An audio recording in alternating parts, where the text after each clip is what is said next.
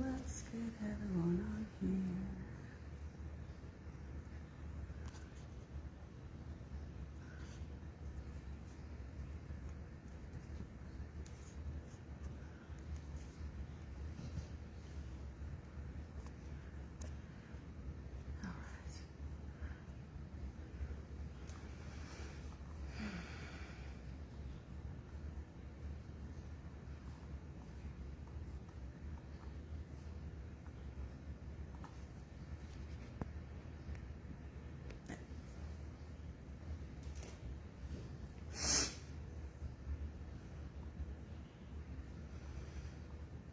Okay.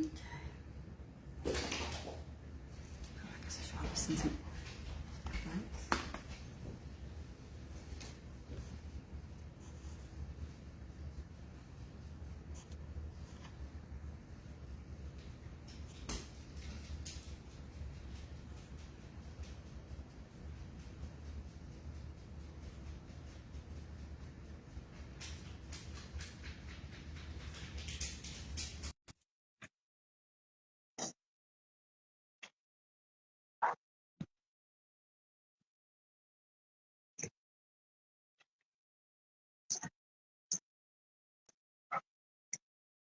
It says it's adding you, Michael. I don't know if it's succeeding or not.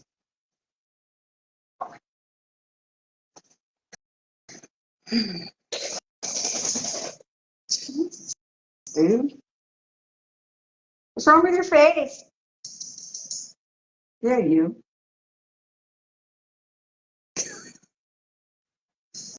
Sloppy jowl.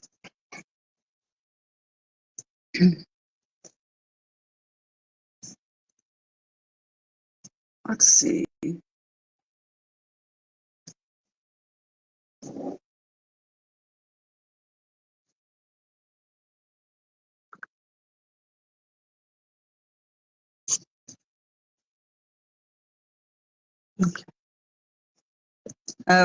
Okay, so I'm thinking here, Michael, let me send you an invite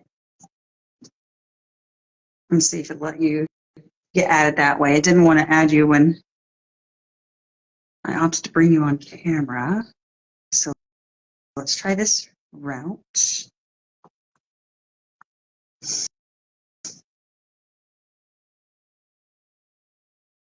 Hey, Adam.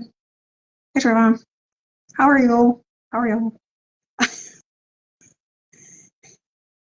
He's got flappy jowls, Adam. I'm sorry. I mean, he just started flopping about and just getting slobber everywhere. I was like, oh, God.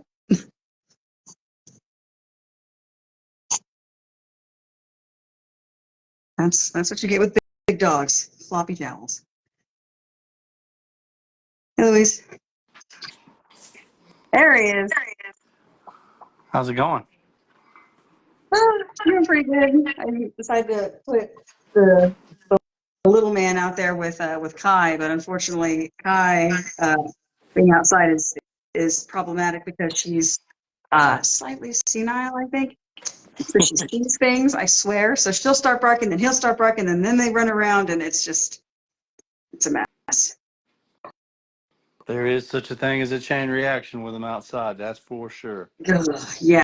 And I mean, and it's just one of those things. I mean, it's hard to convince a dog that literally I'm not saying she's like blind, but she's getting there. She's on her way there. And it's hard to convince a dog that can't see very well that there's really nothing there.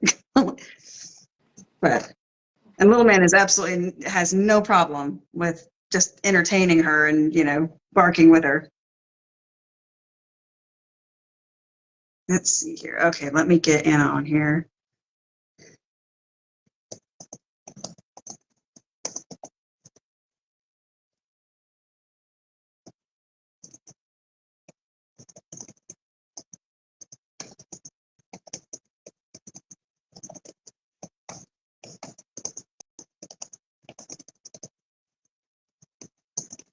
Okay.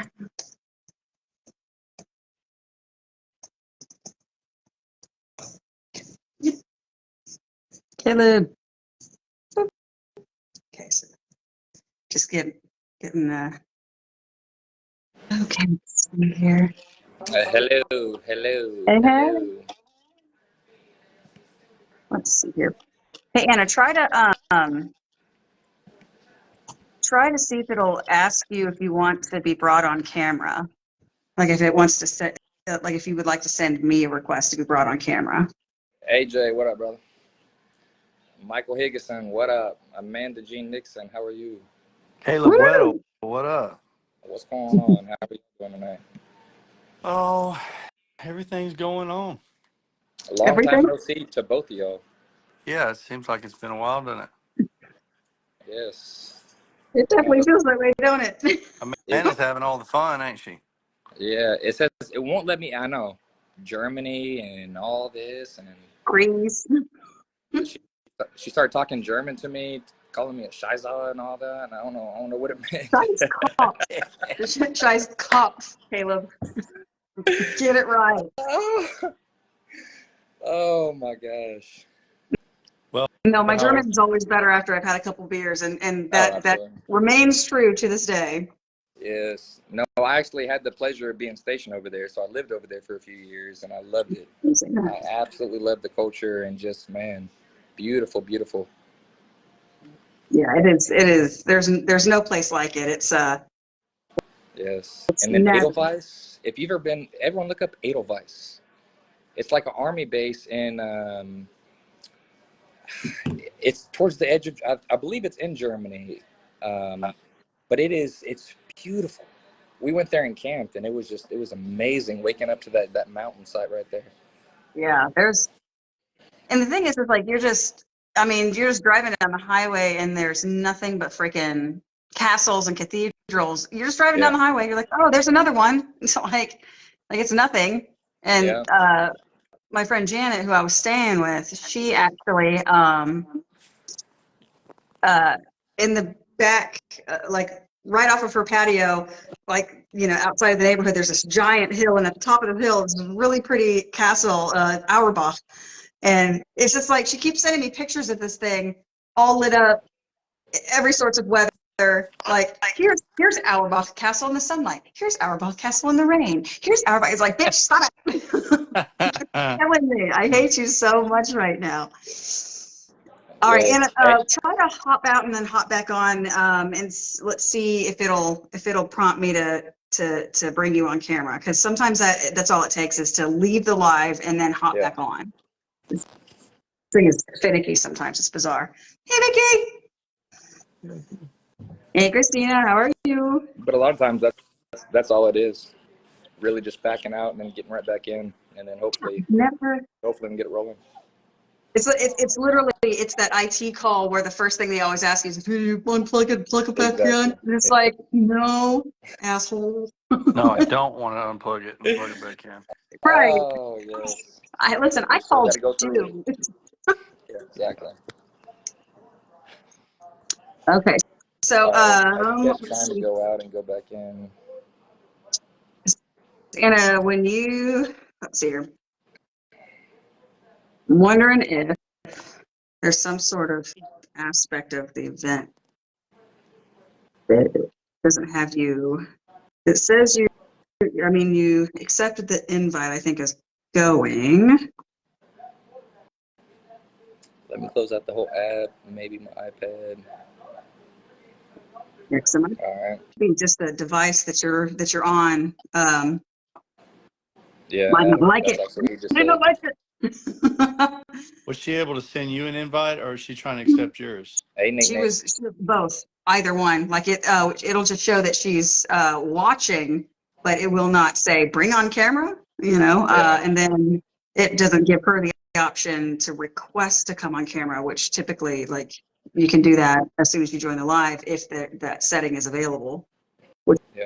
There's that little icon in the bottom left of the screen that's like a file with a silhouette of a person or something in the corner, and that's what you touch to get in. It won't let her do that. Not that I'm aware of. Oh, hold up. 1 second, Anna. You should be getting some sort of, hey, she invited you. There we go. I think it's my iPad, man. It wouldn't give me the little icon, and I was like, I know it's there, and I saw it on my phone, but it just was not letting me do it on my iPad. So maybe it needs an update or something. Road. This is like, not today, lady. Just not Right? today. I was like, dang it, you need to work. Yeah, you'll figure it out. It's fine. Everything's gonna be fine. Right. This thing needs more updates than I can count. Oh, I know. Yeah. Like I'm like 5 updates behind every single time. So you got a new software update. I was like, I just updated it last week. No, you could wait. Seriously, like you don't need to take any more of my storage. Stop I know, it. for real. All right. Now that we got you on here, in case anybody, this is your first time watching, this is Tuesday Night Bully Talk. We do this every Tuesday at 8 p.m. Central. You know, we just love bringing the community together, you know, in a positive way, you know, educating one another, learning things from one another, you know, getting advice, you know, teaching new tricks of the trade from the people who know them best. And so this is always kind of a fun way for us to get to know one another as a community. So my name is Amanda Nixon. We've got Caleb Weddle, wave, that guy, Mr. Clean. And then you got our bearded wonder, Michael Higgason. And then what we like to do is, as far as our guest is concerned, we like you to, you know, introduce yourself, give us your kennel name, your business name, and then what got you into Bullies in the first place. All right, my name's Anna, and we have BullySnax, which is our CBD line, which is actually what we started with. We got Leroy as a guardian pet. I had no idea anything about the dog world. Like, I grew up with dogs, but nothing about American bullies. Our first dog was a Scots American Bulldog, who everybody was like, oh, that's a pit bull. No, not, but cool dog. So we already had introduction to like a bully breed, you know, so we liked him. We liked his drive, and he had really good temperament. And so we started with Leroy. You know, he came home after 6 weeks after we lost Mac, and he was pretty much like what healed me, you know. And we had him as a co-owned guardian with a local kennel who, the first time I saw Leroy's dad, who is a blue line, Miklo, I was like, what is that? And he's like, oh, it's an old school XL. And I was like, I want one. Like, I just looked at him and I was like, holy crap, like that's a nice dog, you know? And so when Mac passed away, they offered Leroy to us. And I was like, all right, yeah, I'll take his son, you know, just my pet, you know, nothing crazy. Right. And, you know, so then I had some other friends that had English bulldogs and had exotics, and they were like, dude, you should check out a show. And I'm like, no, I'm a pet owner. No way. Like, you know, your first thoughts of the breeding world when you first get introduced to it, you're like, ugh, you know? And so I was like, all right, well, I'll go to one. And so we had a BRC show in May 22. And we just showed up with a whole box of BullySnax drops. We had just started making them, and like, nobody knows us, you know, we're just going to hand out some free bottles and just try to get our name out.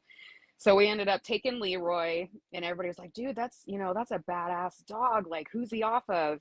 And there was just questions that I couldn't answer because he was a guardian home. And I'm just like, this just doesn't sound right. Like, this is my baby. Like, you know, so then I threw him in the show. I got the co-owns permission to throw him in for some fun, and he ended up winning second place the first time we ever went in the ring. And I was like, all right, maybe I got a dog that's worth something, because people were just stopping me left and right, and he was barely a year old, so like he wasn't even what he is today, you know. So I was like, okay. So we approached our friends, and we're like, hey, we would like to purchase out his contract. You know, like, he took him once to Cinco de Mayo. I was a complete mess. Leroy was gone for 4 days. And then when he came back, Leroy was mad at me for a week. And I was like, I can't do this. Like, I need to buy his contract out. Like, me not knowing certain details about a dog that I own it's just strange, you know? So we purchased his contract out, and then I started showing him more and more. I had a handler for a couple shows. And then, because I was way too chicken, I was so chicken. I'm like, I don't want to get in the show ring and look like an idiot, you know, like, I don't know what I'm doing. I was so scared. So I had somebody handle him for the first 2 BRC shows, and all he was doing was looking around the room. where's my mom? Where's my mom? And like, I'm having to hide behind curtains just to like watch. And I was like, all right, you need to put your big girl pants on and show this dog. Like, that's your best friend.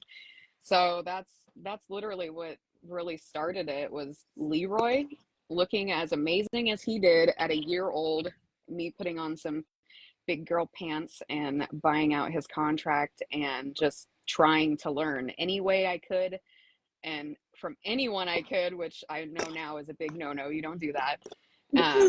So yeah, that's really how we got started into it. Was, you know, our dog passed away suddenly from DCM. We realized that we were not cat people. We had 5 at the time. And we were like, we need a dog.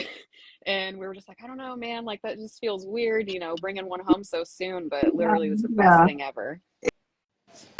Seriously. It's a weird healing thing that, you know, I mean, some people it's something they have to wait for. Others, it's just this wild thing that it's just comes so natural. Like it just fixes everything. There's no explanation for it. And at first I was like, am I going to love this dog? Like I loved Mac, you know, are we going to have that bond? And now this dog, like, I can't, my husband has him out in the other room behind 2 baby gates so he doesn't come barreling through, because he's like, why can't I be with my mom? Yeah. So there's like no handing him off to someone for him to make a campaign run or anything. It has to be mom. Yeah. That's a special connection, and that's felt in the ring, and I bet you enjoy every moment of it just like he does. It's so much fun. I think the biggest thing for me is like keeping my nerves under control, because him and I are so bonded. He really feeds off of me. And so he, like, anytime when we just recently obtained our BRC Grand Champion. Nice. And at that time, thank you, we had just found out we were pregnant. So Leroy was extra like, who are you? Like, who are you coming into the ring? And I'm like, they're cool. He was watching everybody come into that ring, you know. Yeah. It's like more for me, I think, for learning as experience is to learn to control my emotions, because that feeds down through the leash onto the dog, depending on your connection, you know. Like I know with Leroy, anything, like I can make one sound and that dog is like, oh, is it time to roll? Yeah. You know, so it's like I have to remember to stay calm and focused, you know. And mints in the show ring have honestly been the best thing. It keeps me busy, you know, and you know, I'm just like focused on the ring. And we've done like let's see, we've done some fun shows, we've done BRC, we've done USBR, we've done ABKC. I really want to branch out into UKC. I would, because I feel like Leroy would do really well in UKC. He's got such a different look, you know. Like when we pull up to the shows here, no one looks like him. Yes, absolutely. He's got, and the one thing that I remember, I had seen him on a weird off chance. You posted him in a group somewhere that I just so happened to also be in. And I just remember looking at him being like, that's the style that of XL that I fell in love with. Yeah. Being that old school blood where that they have the mass, but it's so highly concentrated in very specific spots. It's not just all around mass. Yep. It's very hyper specific where it is: the chest, the shoulders, the rear. Everything's balanced. The top line is flat. Even when the dog is standing straight, you don't have to actually stack it to have a straight top line. Like, that's that old school lean mean. So that's that was what I had fallen in love with. So of course I loved him right off the bat. I was like, oh my God, I love your dog. And so I remember adding the page you have for Leroy. Yeah. And funny enough is you guys had a show in Oregon. It was the show he granded at. Yeah. And my friend Corey, who judged up there. Like they had him go all the way up there, which was really, I think, super neat. It could have been a fun experience for him as well to see, you know, new places and to meet new people in the dog world and everything like that. And you were one of them. And I remember him messaging me, and he was just like, girl, if you do not know this woman and her dog, you need to. And I was like, oh, honey, I'm already there. Like, and he was just like, oh, this dog is just, you know, phenomenally well balanced. His movement is gorgeous. Like, just had nothing but great things to say, and how proud he was, you know, the way you handled him. And it was just, yeah, nothing but praise. And I just sat there and I was just like, yeah, I already know. I've been watching her for a while now, and I'm loving what I'm seeing. So of course, it was one of those things where I wanted to have you come on, because it's, you've done so much in what you may feel is like such a short period of time, but I mean, you're doing more than you know you are. I honestly, I had no idea. Like, I now sitting back and like watching the show scene, and like just realizing what I had, and around the Pacific Northwest, like we have some nice dogs, but as far as like XL category, it's such a wide, Yeah. it's like you have ones that look this way and you have ones that look this way, and it's just, so it's nice when you pull up to a show and your dog gets complimented. It doesn't look like any other dog in the ring, because I feel like that really sets them apart. You can have 5 dogs that are the same color, that are of similar pedigrees, but look completely different. And then you have this one dog that shows up that's just super clean, and it sucks, because it's like the pedigree is kind of known but not really, and you try to explain to people the old school bloods, and most people just know like Bossy, or they know Dax, or they know like certain bloods, or Pro Bowls, or man-made back in the day, they were super heavy. And so it's like certain bloods people know, but when you start bringing up like Blue Line, they're like, what's that? And it's like, okay. And they're like, oh, aren't those pit bulls? Well, no, but yes. Like, so it's like, even now I'm still learning, because like the style dog that I would love to produce is Leroy's style. I would love to correct his head shape slightly. I'm fond of his head shape, but the biggest complaint that I hear is he's very terrier. Yeah, he's got a little bit longer of a muzzle, and his head shape is more terrier. Where I have like Caramello in my house, he's Big Baller times Coke Robin Williams, so Jumanji son, and he's got this beautiful breed type short muzzle, like thick bone, and I'm like, if I could put that head on Leroy's body but add slightly more mass, I think I have my lane. So you, Amanda, have made me think and dig pedigree. And I have some amazing friends around here. Lavon from Cerberus Bullies, I've been having great conversation with her in pedigrees. Nicole and BJ over at Epic Monster Bullies, who we actually got Caramello and Judy from. They have been a huge help and blessing, just guiding us in the right way, how to do things the right way, and not, how we were taught from the beginning. So we have some really good programs around us that want to see us succeed. I had El Quincy from Game Plan Bullies actually brought out an XL champion female, so I had some competition locally. Because we are so few and far between XL champions. I only had one other dog that was my competition here, and and they weren't able to make it, and I was like, dang it, like I'm one win from grand champion, like we really want to secure this. And the shows around here this year have been few and far between. I saw Kev mention that he's really trying to get another BRC show out here for us this year, but as the way things are looking, I don't know if we're gonna have one for the rest of the year. The year is closing in. It is. I wish I could make it to nationals. That looks amazing out at Purina Farms. BRC Nationals. October 2nd? Yeah, it's coming up. It's a second. Yeah, it's like soon. Yeah. So I'm excited for that. Oh yeah, there's going to be a lot of really good dogs out there. So I'm looking forward to all the lives and the pictures and everything. So that's going to be super fun. I've heard a lot of people going. So Hey, it looks like a great time. I got a question. So you were saying that you like what Leroy brings, but you just want to kind of recreate his head shape and put it on his body. So you have a male that has that head shape that you're looking for. I do. So how are you blending those two? Is that your idea, going forward with the That's exactly what I was going to ask. Oh yeah, we were getting there. We were getting there, guys. You know it. Let's dive in. I got some really cool blood on my yard, man. I got Big Baller, I got Jumanji, I got Blue Line, I got a lot of bossy stuff going on, and I've got a lot of old school, which is my personal cup of tea.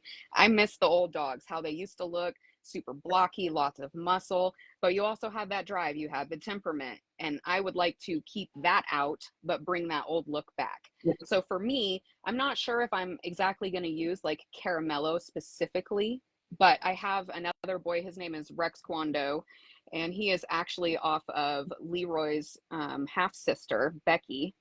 And that boy is Blue Line, Showstop and Ace, San Dimas, and King Louie, and he has Demas's head. And it's almost 27 inches at a year old. I want to use that head in the program. Right now, I'm trying to build my females. So I have Becky, who is half sisters to Leroy. I won't breed them together. It just doesn't match up right. And then I have a couple of Leroy daughters. One I have hidden. Nobody's going to see her. Amanda has. She's a little different. No one is going to see her, but I've shown one person, maybe two. One person. Oh, One person. we nerded out. We were going through pedigrees, and we were just I was like, girl, help me figuring it out. out. Like, I'm trying to learn, you know, like, you Yeah. know, somebody who wants to learn and they start getting taught by people absolutely. who really don't know. No, you and need so to. you think that you know what you're doing, and then you find out, oh, I totally messed up. Absolutely. So it's like, all right, I need to ask a couple people that I trust and respect, what do you see that maybe I'm not seeing? Because when it's come to female selection, I don't do that good at picking females. Mentorship is very important. So important. You have to make sure that you get with the right one.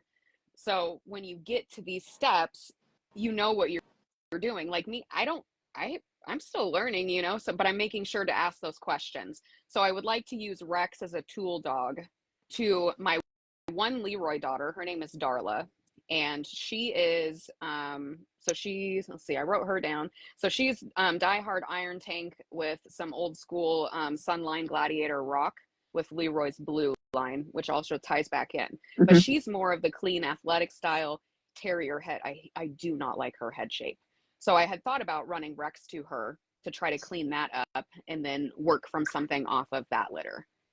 So when you're blending and bringing in traits that, you know, from one thing or another you're trying to incorporate, you it's always a good idea to know what the COI is of the dog, because say if you've got a female and maybe she's got a few things to bring to the table, but you're trying to get a headpiece from him, if her COI is higher than his, they're all going to look like her.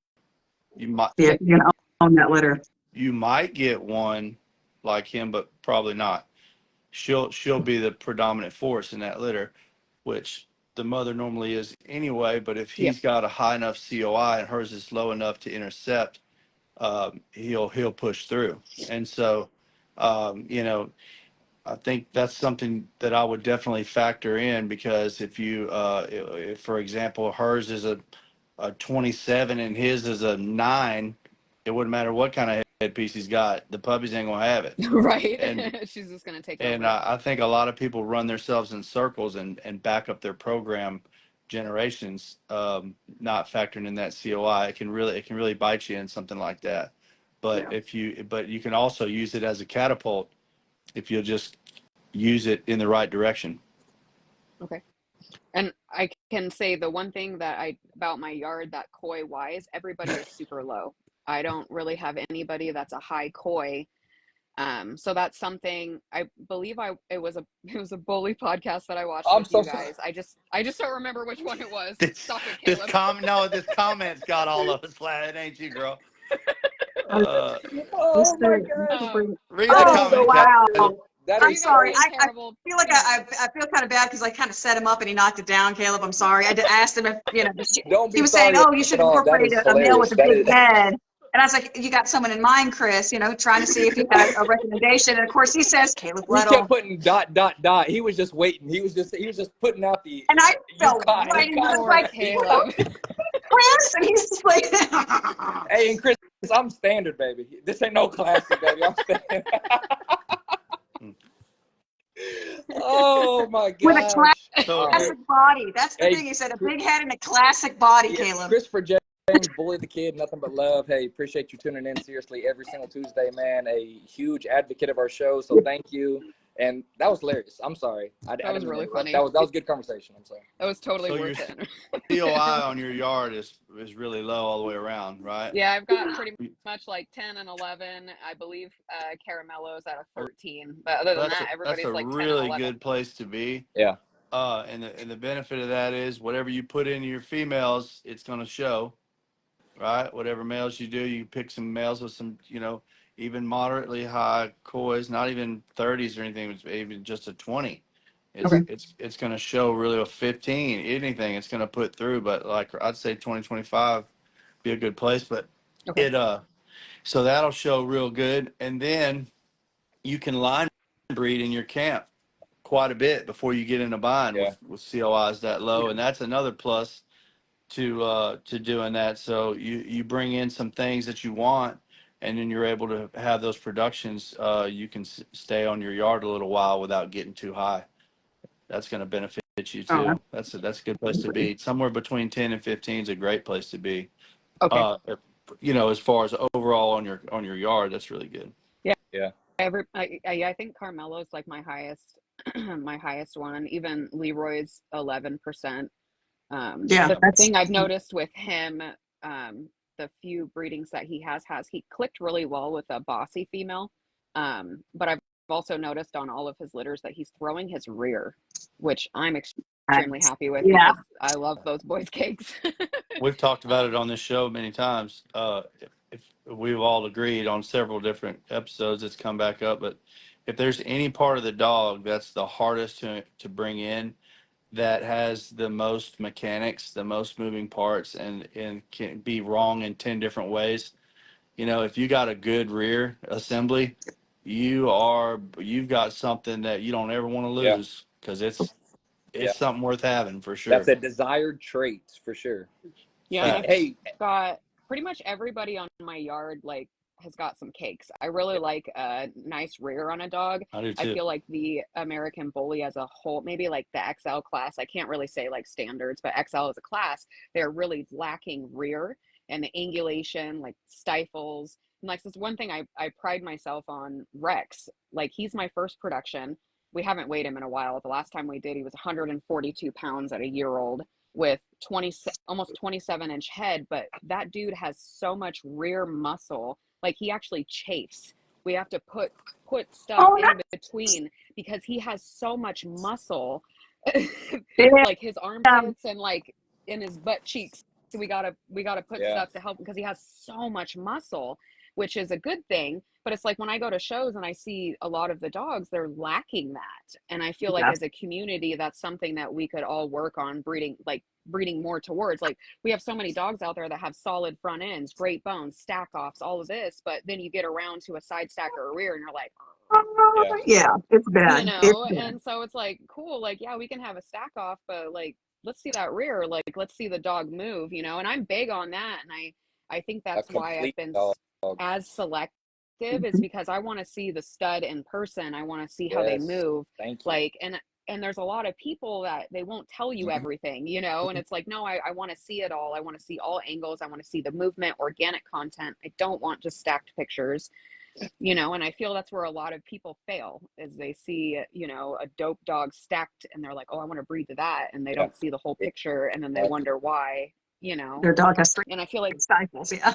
Yeah. Hey, Corey just right. made a huge point. Hey, again, BRC judge, he said the inner thigh. Mhm. He was talking about Leroy, but that is the difference really between a lot of these rears. The inner thigh, it widens the rear, and The stance. it widens it, makes it wider. Exactly. And then, like, do you see Hangman?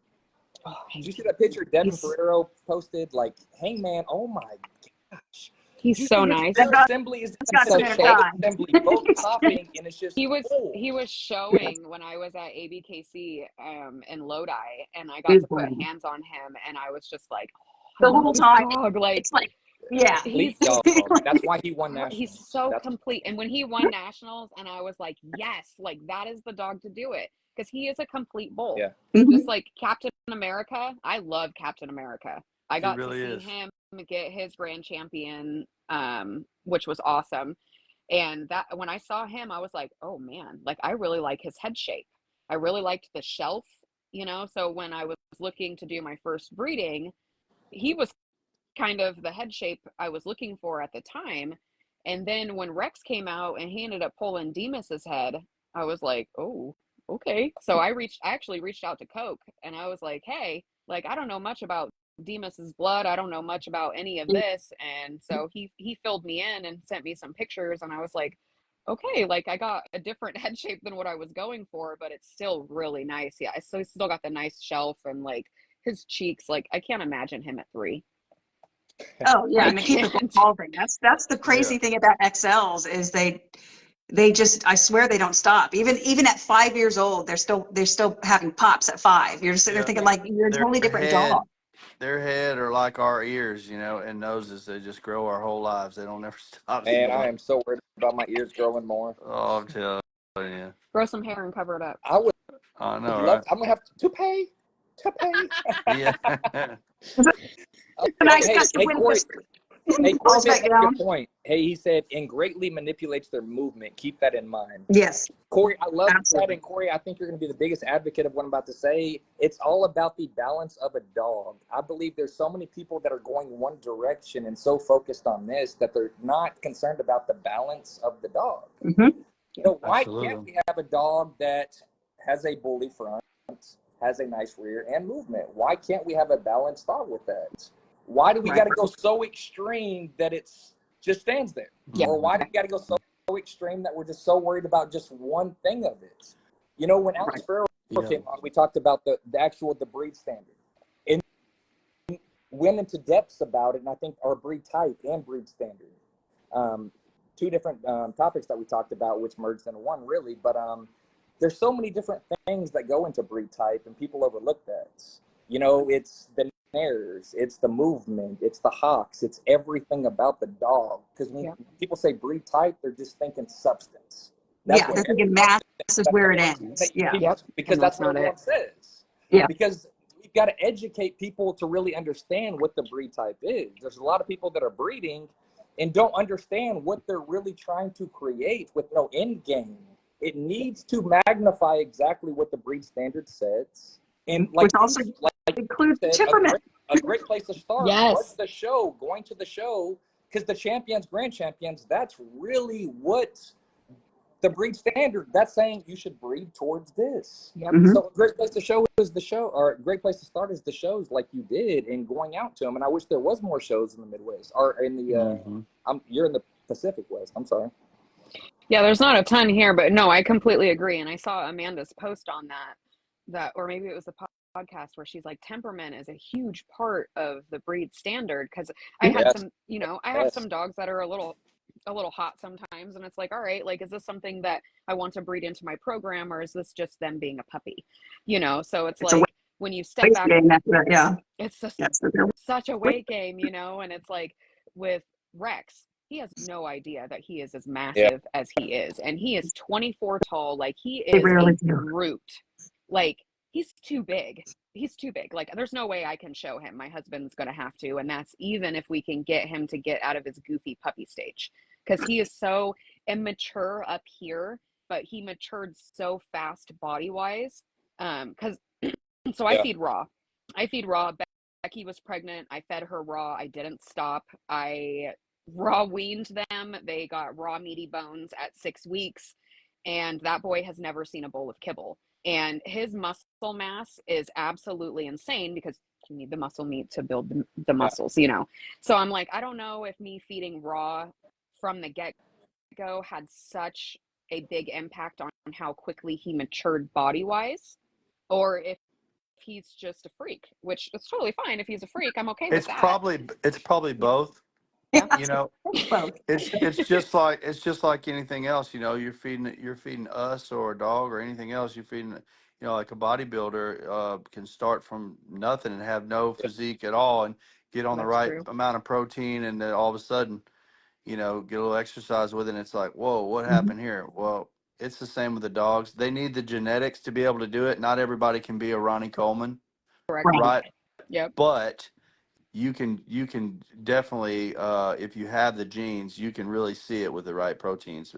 Yeah. And I wanted y'all to look at the question. It's a pretty tough one that Cody Watkins asked here a minute ago. Mhm. He said, "Can someone explain why, when I ran a 21 COI female to an 8 COI male, and all but one pup turned out like the sire, like the male?"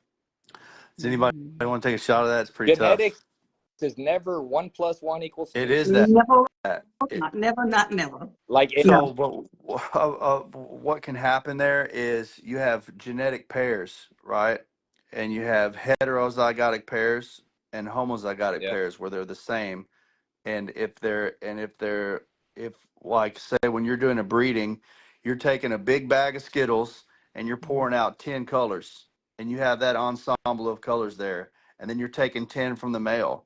Well, you could have a perfect litter with two dogs and then turn around and say, like, well, we're doubling down and breeding the same too, and now you got king tails yeah. in this litter. You're like, whoa, where did this come Uh-huh. from?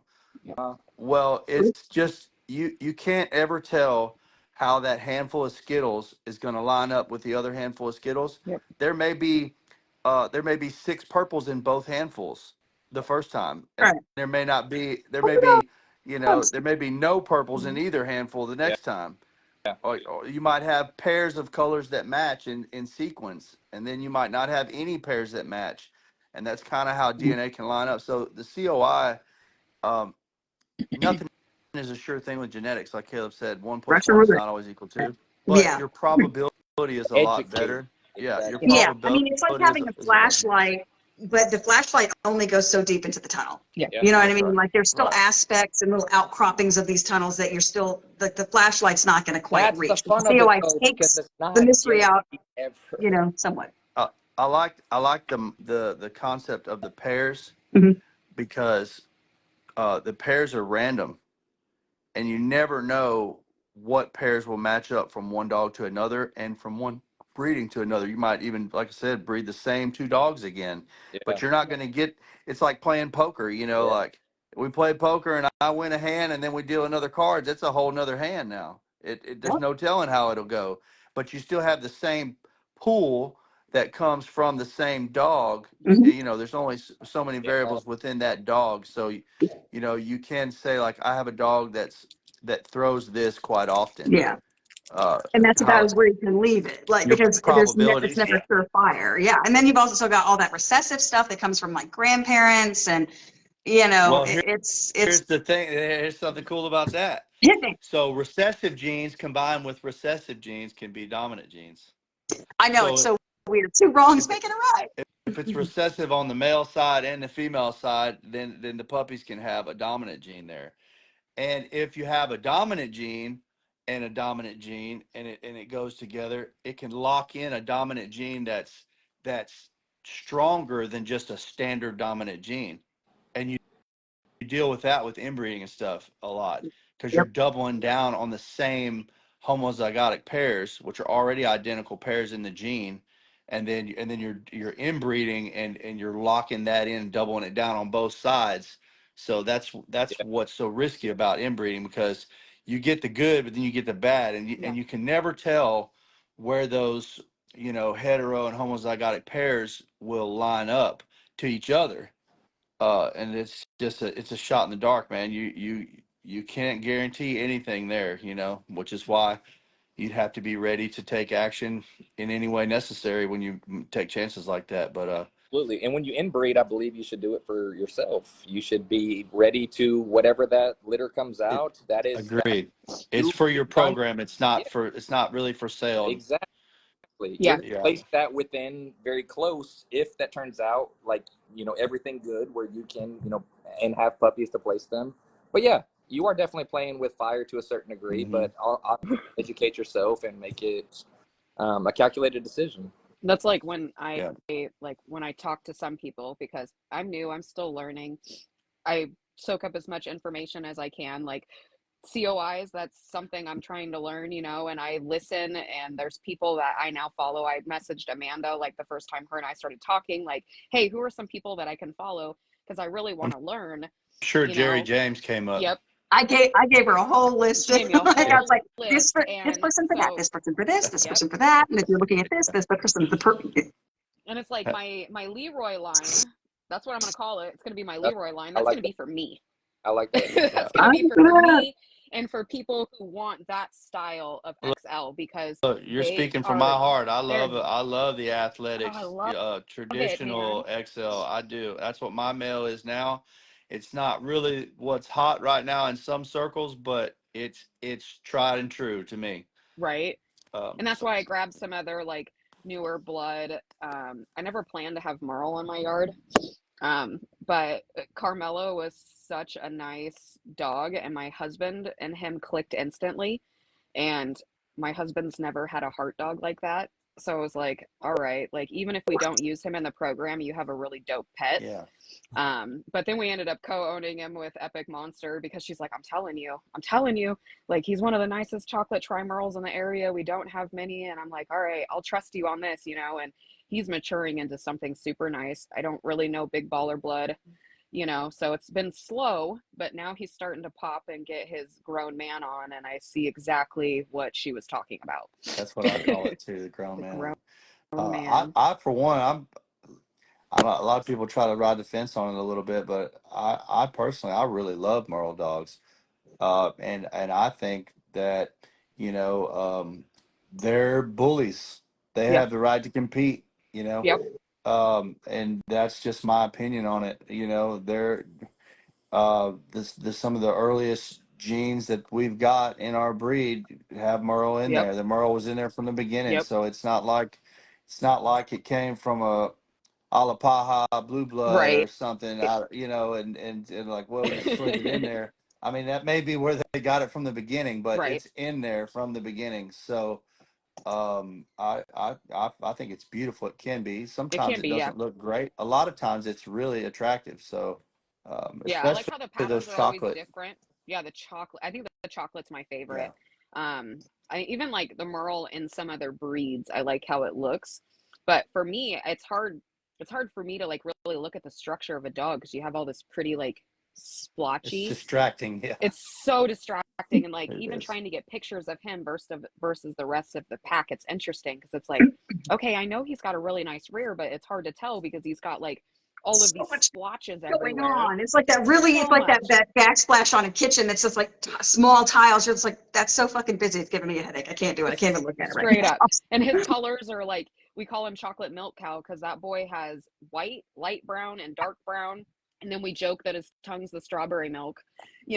So we just joke that he's a whole on chocolate milk cow, and he'll be utilized in the program. I thought about running him to Becky, um, but I haven't really like thought too much about it. I kind of want to take my time and do things the right way and do breedings with meaning and not just have puppies for sale because I don't agree with that. I I want to will. create go ahead. Go ahead. No, go ahead. I want to create dope looking dogs for families. Like 100%. Like, it's nice seeing them in the show ring and it's nice having them go to other breeders, but sometimes you Right. can't always vet those other breeders or vet the quality or living conditions. And I know with most of these pet owners, that dog is going to be on a pedestal, and the amount of compliments that we get in public off of our dogs and be like, oh, that's probably like a $10,000 dog. Actually, no. I'm very humble about my prices and I'm very selective on my breedings. And I feel like as a whole, if the community would be a little bit more selective and just not be in such a rush because it's bleeding to breed it, I feel like we would be in a better spot. I agree. I agree. Everyone's in such a rush and then they're looking at kind of, and what's crazy is they feel like I feel like they're looking at what everyone else is looking at. And so they're missing out on other opportunities.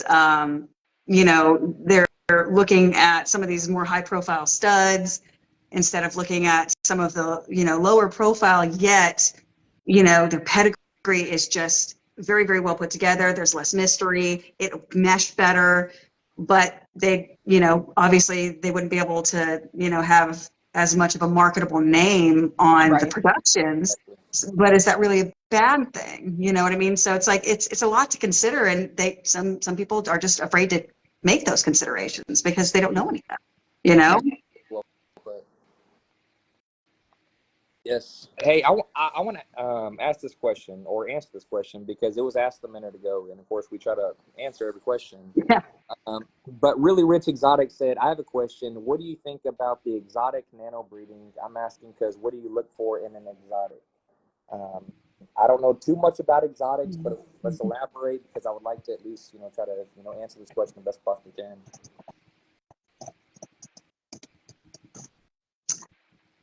Well, I mean, I already put in my 2 cents. I don't know if you scroll down a little further, like I already kind of threw in my 3 cents. Two's never enough.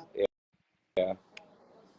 All right. Yeah. Like I said, I just want to pull that up. Like I said, I don't know enough about exotics to nano breeding to really give an input on that, but I did want to ask the question just in case someone did, or in case someone in the comments really had an input on that. So if anyone has any input, please, reach out to them so we can get that question answered, but I don't have enough knowledge to answer that question. They're trying to cross those sizes. That's what they're asking. That'd be my guess. Yeah,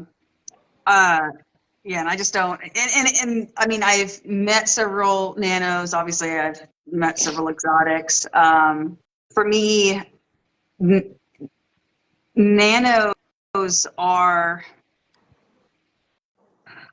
they're almost like that.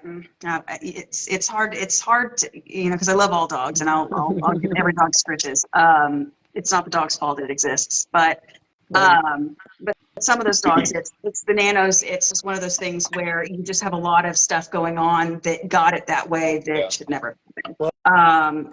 Compiling of things, and so I mean, they have a hard enough time movement, structure-wise. It's just everything's so tightly compact that, bloat is more likely. Can't let them drink too fast, can't let them eat too fast, can't let them play after they eat, have to make sure that their bowl is a certain height. Like, it's the things you have to take in consideration with a dog where everything is so tightly packed in like that. It just amplifies when you have a nano. 100%. And then trying to breed it to something like an exotic, which has a plethora of its own issues in and of themselves. It's just, I don't know, it just feels very, I'd be nervous. I'd personally be nervous to do it. I'm optimistic with dogs. I like to see people get what they want, whatever that may be, and it's all a process. My personal opinion is that those classes of bullies haven't been around long enough to clean up that class enough to really have a functional dog at that size. Could it never happen? I wouldn't say that, because I remember a time when pockets were kind of frowned on, like man, they're never going to be what the bigger ones are. And now we're all swimming in the pocket class trying to pull up breed type from that class, because it's really the example of breed type in the XL world. I mean, in the bully world. So they've really swung it in the last 15 years, probably just changed the game. And who knows what can happen for some of these smaller breeds, but as of right now, like Amanda said, there's a lot of health risks going on, and my biggest issue is not anything beyond the quality of life for the dog. It's like, if something happens to a kid and its quality of life is limited, you make the best of what you have, but you don't breed for that. Right. You don't breed for that. So if it's something, if my kid can't run and play and fetch a stick and do whatever they want to do, then you got some things to factor in. I'm not going to say it can't be done, but it's definitely something where it's not there yet to me. Yeah. I want to see them healthier. That's the one thing that I want to make clear is that, because some of them are cool looking little dogs. They're For real. some of them are so darling. And again, I give all the dogs scritches. It's not their fault that they exist. I love all dogs, but I want them to be healthier. I want them to have a longer than a 3 to 5 year lifespan. I want them to be able to play with their peers. I would love to see them move very well and not hyperventilate, or pass out while they're in the show ring. I would love that. So, basically, I'm interested to see how or if they're going to do that. Yeah. I think that's my biggest thing too, is like you said, it's not their fault they're here, that they were created. Right. And I've seen some really like cool looking ones, but for me, it's health and functionality. For Losing real. Mac at 5 years old to DCM randomly was devastating. And the most I see in the small dog community is they just die. And it's like, it was 2 years old, it was 9 months old, it was, and I'm like, whoa, like what is going on with this as a group? Like we need to do better. They Yeah. need to be able to function. They can't breathe half the time, or their joints are so messed up that they can't walk. And it's like, I understand that you guys want to take a dog like pocket size that has all this mass and is like this freak on a leash and compact it and make Yeah. it smaller. But when you're doing that, you're introducing more issues into a dog that already has issues, and you're just compacting it even worse. And then you're selling everything with breeding rights, and then Tom, Dick, and Harry's getting a dog and they've got breeding rights, and it really should just be a pet on somebody's couch, and There they're we like, go. oh, look That's at all this, look at this can fire handle. dog I got, Yeah. and it's just because somebody's selling hopes and dreams to the wrong person. Or so as a whole, for me, I love the little dogs, don't get me wrong, they're not my personal thing, but I want to see them healthy, I want to see them functional, and I want to see them live good lives. Because Yeah. who wants to spend thousands of dollars on a dog that drops dead? Nobody does. No. And that should be the goal of every breeder, is to create healthy, quality dogs, not just for a show ring, but also for pet homes. Adam had a You really know? good point. He said a small dog should live longer than a large dog.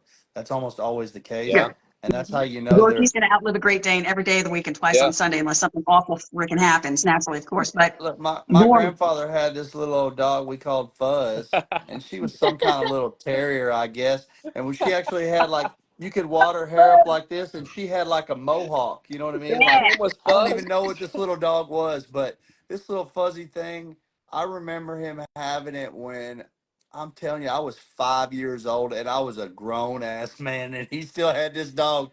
Like, I had kids and everything. I'm like, you're like, oh my did God! I money mean, do that? Yeah. we Right? were sitting around and trying to really put some numbers to it one day, and I'm almost certain if she was 3 or 4 years old when he found her with a litter of puppies in his backyard, and he had her for Wow. 22 years on top That of that. that's crazy.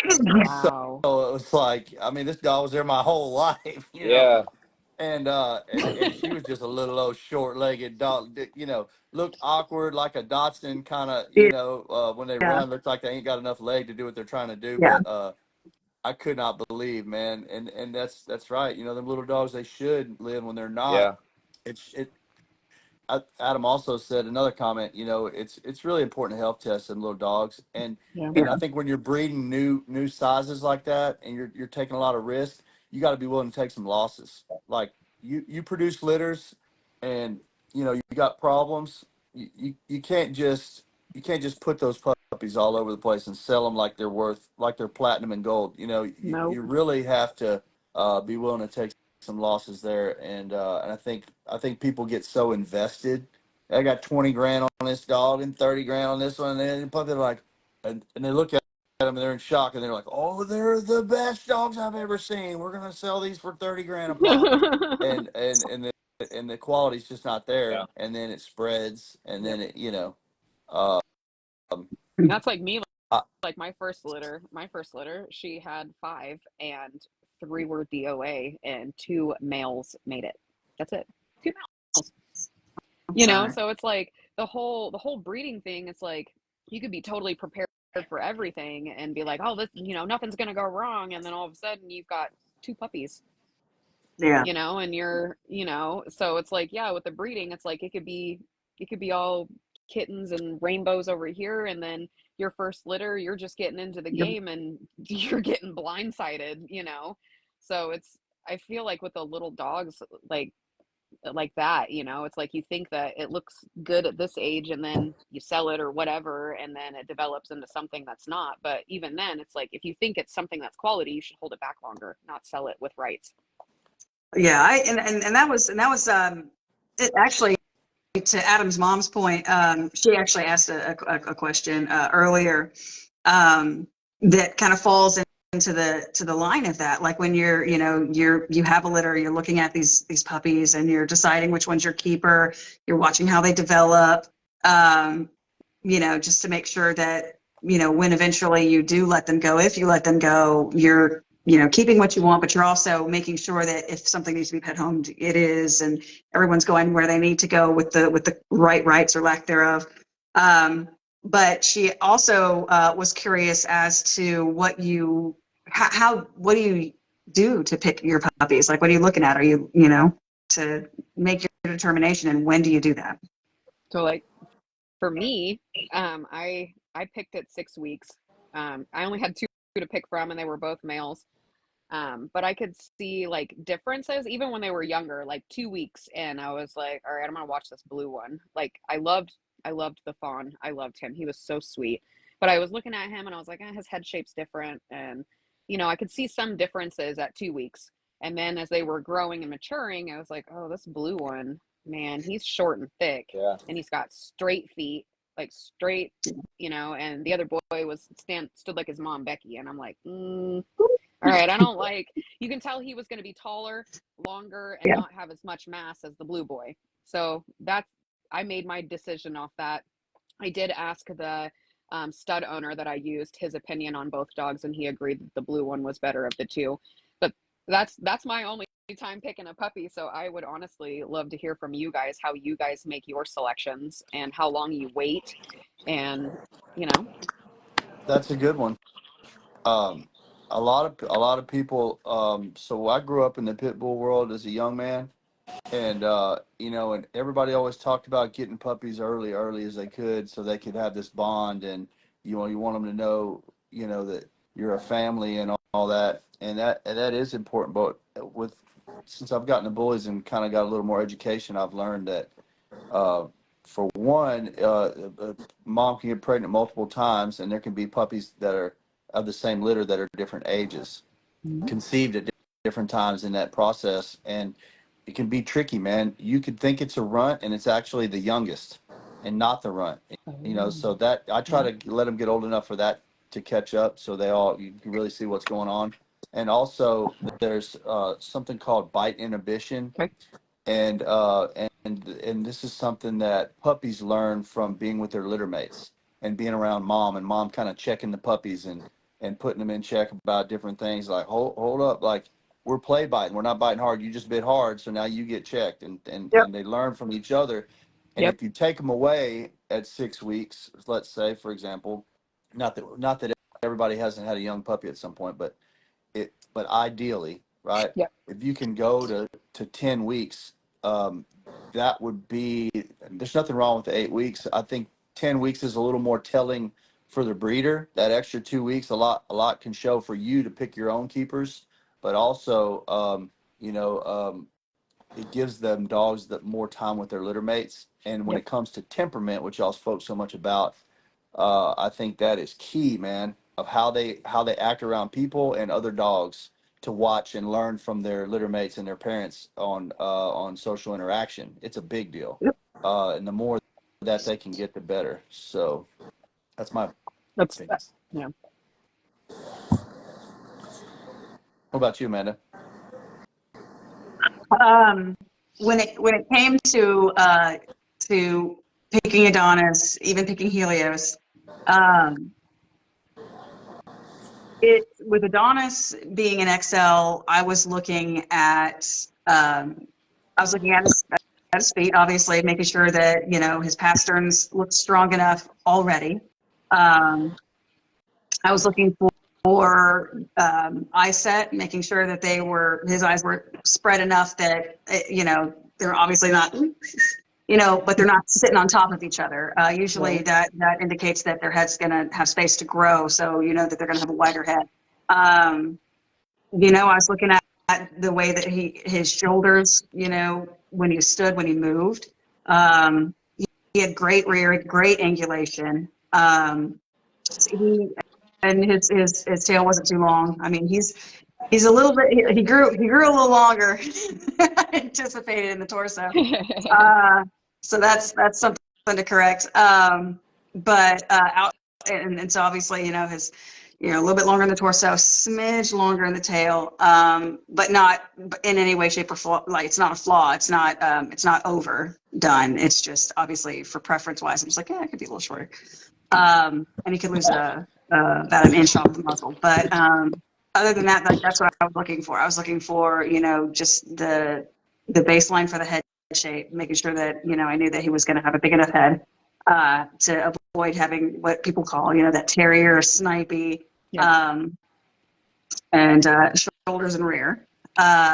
He had a great temperament, the way he played with his peers, his brothers. So that was also really, really important. With Helios, my pocket, that was vastly different. Same principle. You're looking for balance. He's a very balanced young man. He's got ham hocks, for a rear, and he's got a great, great spread. But I was also looking at where his elbows were sitting, as a pocket. That's pretty important, He already had a, great head on him. I mean, he was a much easier pick. And I'd been watching him since like basically the first time they posted that litter. I'd been watching him. Same thing with actually Adonis. I'd searched for probably about a year, looking at multiple litters until I caught that, Adonis's litter, and then I started watching those pups. And as they grow, so both boys, I picked them up at 16 weeks. And Yeah, I'll if you're breeding for clarify your own program, the older the better, right? Yeah. I mean, like as long as Yeah. I can hold them, the Absolutely. better. Yeah. I pulled the trigger at 16 weeks on both. Yeah. At that point, it was sort of like, weighing options, but I'd been watching them specifically. So I felt like, even though I kind of already knew those were the ones I was looking at anyways, in spite of liking all the others in the litter, or, this one, I like the way that one looks. Like this one's front spread looks like it's probably going to be a little bit broader, whatever the case may be. It's just like, yeah, there were those factors, but both of my boys, like I was almost sure that they were the ones I wanted much earlier on. And then I finally made the decision at 16 weeks. A lot of times you can see when you have that, just like, that exceptional dog, right along, and with every passing week, you're like, yep, it's him. Yep, it's him, Yeah. or it's her. Yep. But sometimes it's hard to say, man. Sometimes they change so much. From 8 to 10 to 12 to 14. It's like, wow, these are the same dogs. If you take your eyes off them too long, you might not know which one's which. They Right. change so much. But I think 8 weeks is definitely ethical by any, as far as anybody. I prefer. I like to give. I like to wait 10 though, if I can. 10 weeks. What traits do you think are the most important for you, Caleb, when you're picking? I know you've got a lot of experience with phenotype. All right, I'm going to answer that two different ways. All right, so where we are now in our program, what I'm looking for in the puppy, it's what we did the breeding for. What did I do the breeding for? Was I trying to bring this into this? That's, was I trying to get the top skull from this male on this female because that's what she's lacking that I really need to bring? There's certain things I was doing the breedings for at this point. So answering that right now, it's a whole lot different. We have traits locked in, but now we're trying to bring in different. So the puppy picking process, yeah, it's what I did the breeding for. When does it start? It starts moment one. Moment one, I lay eyes on it. I'm not going to lie to you. I'm not going to give the answer that people want to hear. 8, 10 weeks. No. If it's in-house, I'm looking at them every day. I'm making decisions, and at 4 weeks, we're stacking. We talked about Teddy Bear pretty early. Oh, Teddy Bear was day one. Leviticus was day one. I remember telling him, like, that brindle, you better watch that boy. I didn't think I brought up wanting. I was like, hey, come on. The evaluation process, though, on a real note, starts moment one if it's in-house, because we're watching them. We're looking at them. We're looking at traits that we did the breeding for, of course. Now, if I was a newer breeder, if I was starting, what I would look for, I love a short back and a big head. Mm-hmm. Yeah. Now, everything else, of course, I'm going to look at the flaws. I'm going to look at the bites. I'm going to look at the angulation. I'm going to look at the tail, things like that. When we're really looking at, if we're looking at a puppy.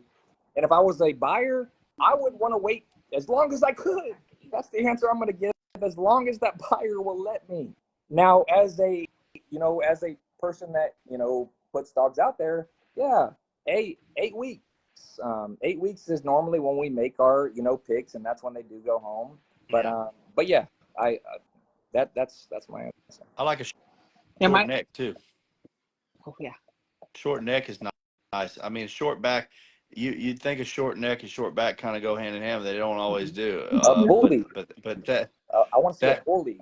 In a that short neck, I think that's one of the coolest things about our breed. Like after all these years, like we finally have a look Yeah. that like it's not a pit bullish dog. It's a bully. It's a totally different thing. And that smile to me is something that is so All attractive to those. me with The our big old breed. cheeks. Yeah. They just get these big old wide smiles. And I don't know that another breed of dog smiles like ours. It's not the same. That's something I've noticed. The more breed type you have in the head assembly, then you have that smile Yeah. because it comes with the short muzzle and the right Mhm. skull, and you know, and the right neck and the right posture. It all. If they've got all that going for them, they got that big Yeah. smile. The fat tongue. You know, My it's a Yes. beautiful friend made a comment on Rex's cheek muscle the other day because he was apple happy about cheeks. having, Apple you know, big old stupid cheeks, mouth baby. I open. love And she them. was Yeah. like, dude, look at the muscle in his mouth. And I'm Mhm. like, yeah. When they I want smile some and you jaw can see the breakers, inside of the baby. cheek, and Yep. it's like a big chunk of Yeah. meat right there. She was shocked to see how big that was because she has a German Shepherd. Yeah. And I was Oh like, yeah, yeah, no. not the same. And Those aren't going to have those. Well, no. and so like I remember how I've been like working with the boys is to build that because Adonis had a head pop recently, and it's not that they were lacking, but I just felt I was like, I wonder if I could build those up like hardcore.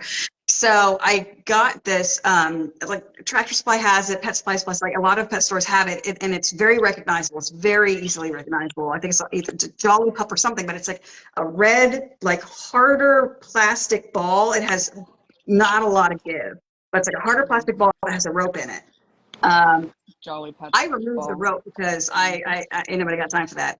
So I removed the rope, but you pick the size of ball based on basically the dog in question barely being able to get their mouth like around it, on it, not necessarily like over it, but on it. Because what they're going to do is they're going to literally work every single muscle in the head and in the jawline just to hold on to that ball and try to squeeze it as hard as they can. And they won't be able to. A lot of them won't be able to squeeze it entirely unless you've got the ball that's just a smidge too small for that face. But that's how I build the muscles at the top of the head, and then the jaw muscles as well. And it's kind of it's fun to watch them because one, it's entertaining because they're walking around with this ball hanging out of their face, and they're just all happy to say, "Oh, look what I got." But at the same time, it's building muscles that normally wouldn't get a lot of exercise with anything other than eating and tugging. Like I do those Jolly Pet balls. I'm sure you guys have seen Leroy on his giant 14-inch push and play. And that dude can pick that thing up and carry it, and he's just all happy. But yeah, all the Jolly balls, we work all of the puppies on them. So they start with that small hard ball. I know exactly what you're talking about. And then I have like the soccer balls. I don't do the rope balls anymore. And I don't do their Jolly roller because they get their teeth stuck in it. And then that has sharp plastic on it. Yeah. So I'll do the push and play.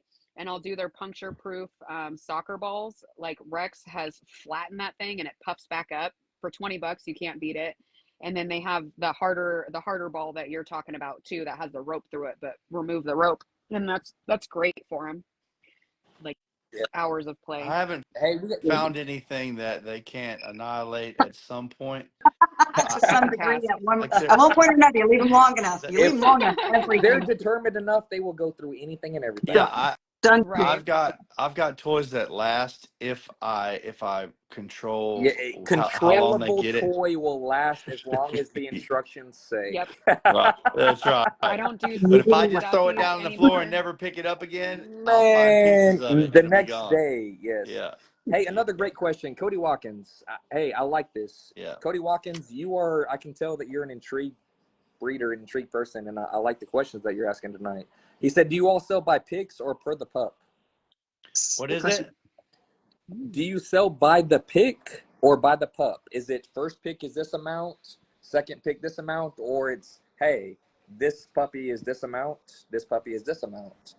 And if you do picks, is it your pick or their pick, or like does the way that they feel about it measure and like factor in at all?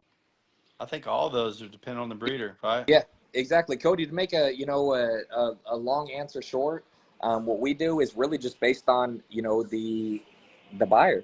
Of course, we try to customize everything to the buyer that's we're talking to. We price the puppies by the picks. That's how we price them. Now, depending on how that goes, is really depending on how everything takes place. If someone wants a puppy specific, well, then everyone else, like, it's that's the gray area, but we're going to take care of that person. We're going to make sure they get the puppy that they want. Now, whether we say that that's the first pick reserve, whatever the case is, we're going to make sure they get their puppy of choice. If everything is agreed upon. So we price puppies based on pick, but yes, depending on the situation, depending on how things go, we're going to try to meet everyone's need and try to get the puppies in the right home. Yeah.